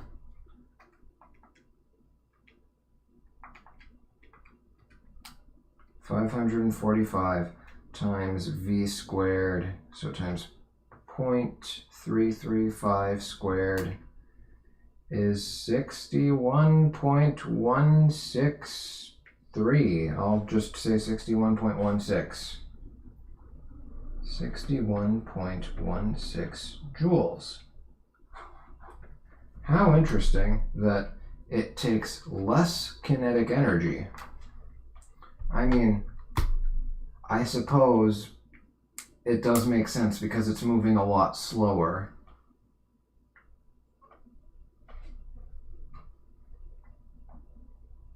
Right, it's moving about 10 times slower. Okay.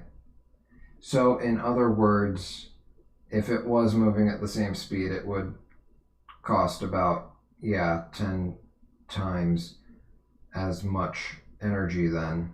No, 100 times as much. Because if you increase the speed by a factor of 10, you increase the speed squared by a factor of 100. Okay, yeah, that makes a lot more sense actually. Can you tell it's been a long day for me? Okay, that is where we shall wrap things up for today. Hopefully those examples were sufficient for wrapping up the chapter, but if they weren't, continue to look at more problems.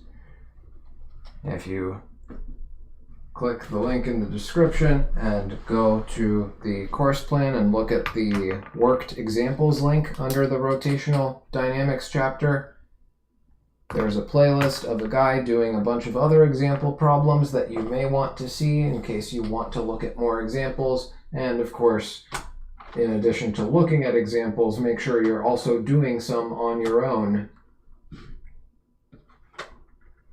But that is where I will wrap up the rotational dynamics chapter. So next time, which will hopefully be tomorrow, but if not, I'll try and make it work on Sunday, Monday, or Tuesday. The topic will be simple harmonic motion, which I honestly think I could just blow through in a single stream if I really wanted to, but I don't want to do that because there are quite a few equations that we have to deal with. It's not too ridiculous, but it's just easy to get overwhelmed and kind of get stuck on which equations to choose. So I want to try and split them up a little bit.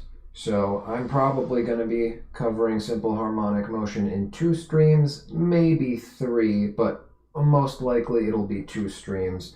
So yeah, that's next time.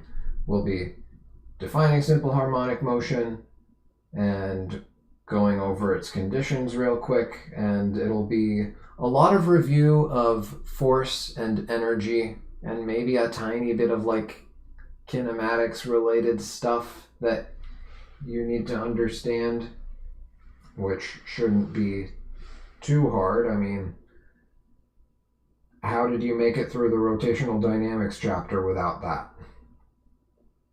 So yeah, springs are coming back, and we're also going to be introducing the pendulum, which we did play around with a little bit, I think, in the energy chapter. I think we had an example or 2 involving a pendulum, if I'm not mistaken. And we'll play around with that a little bit and just kind of do what we can with some new equations, but also some old ones. Mainly conservation of energy and Hooke's law for determining the force in a spring. And then the stream after that is where we will dig into some other equations for simple harmonic motion and just wrap up that chapter. And that is when the split will happen between the Physics 1 students and the Physics C students. Physics 1 will continue with one more chapter on fluid mechanics, while Physics C students will begin reviewing. I'm thinking of just giving the Physics C students just hang back a little bit while I finish that chapter on fluid mechanics, because that shouldn't take too long. I would assume it would only take like 3 streams at most for me to cover everything in there. So yeah, I've decided to just cover that while the Physics C students take a little break, and then once that's done, I'll go back and review everything with the calculus added in for the Physics C students, and if there's time for like review sessions after that, I suppose I could do that. I'm still not entirely sure, but we'll see. We'll figure things out as we go. Anyway, that is it for me. Hope you learned something useful today. As always, take care, and I'll see you in the next one. Class dismissed.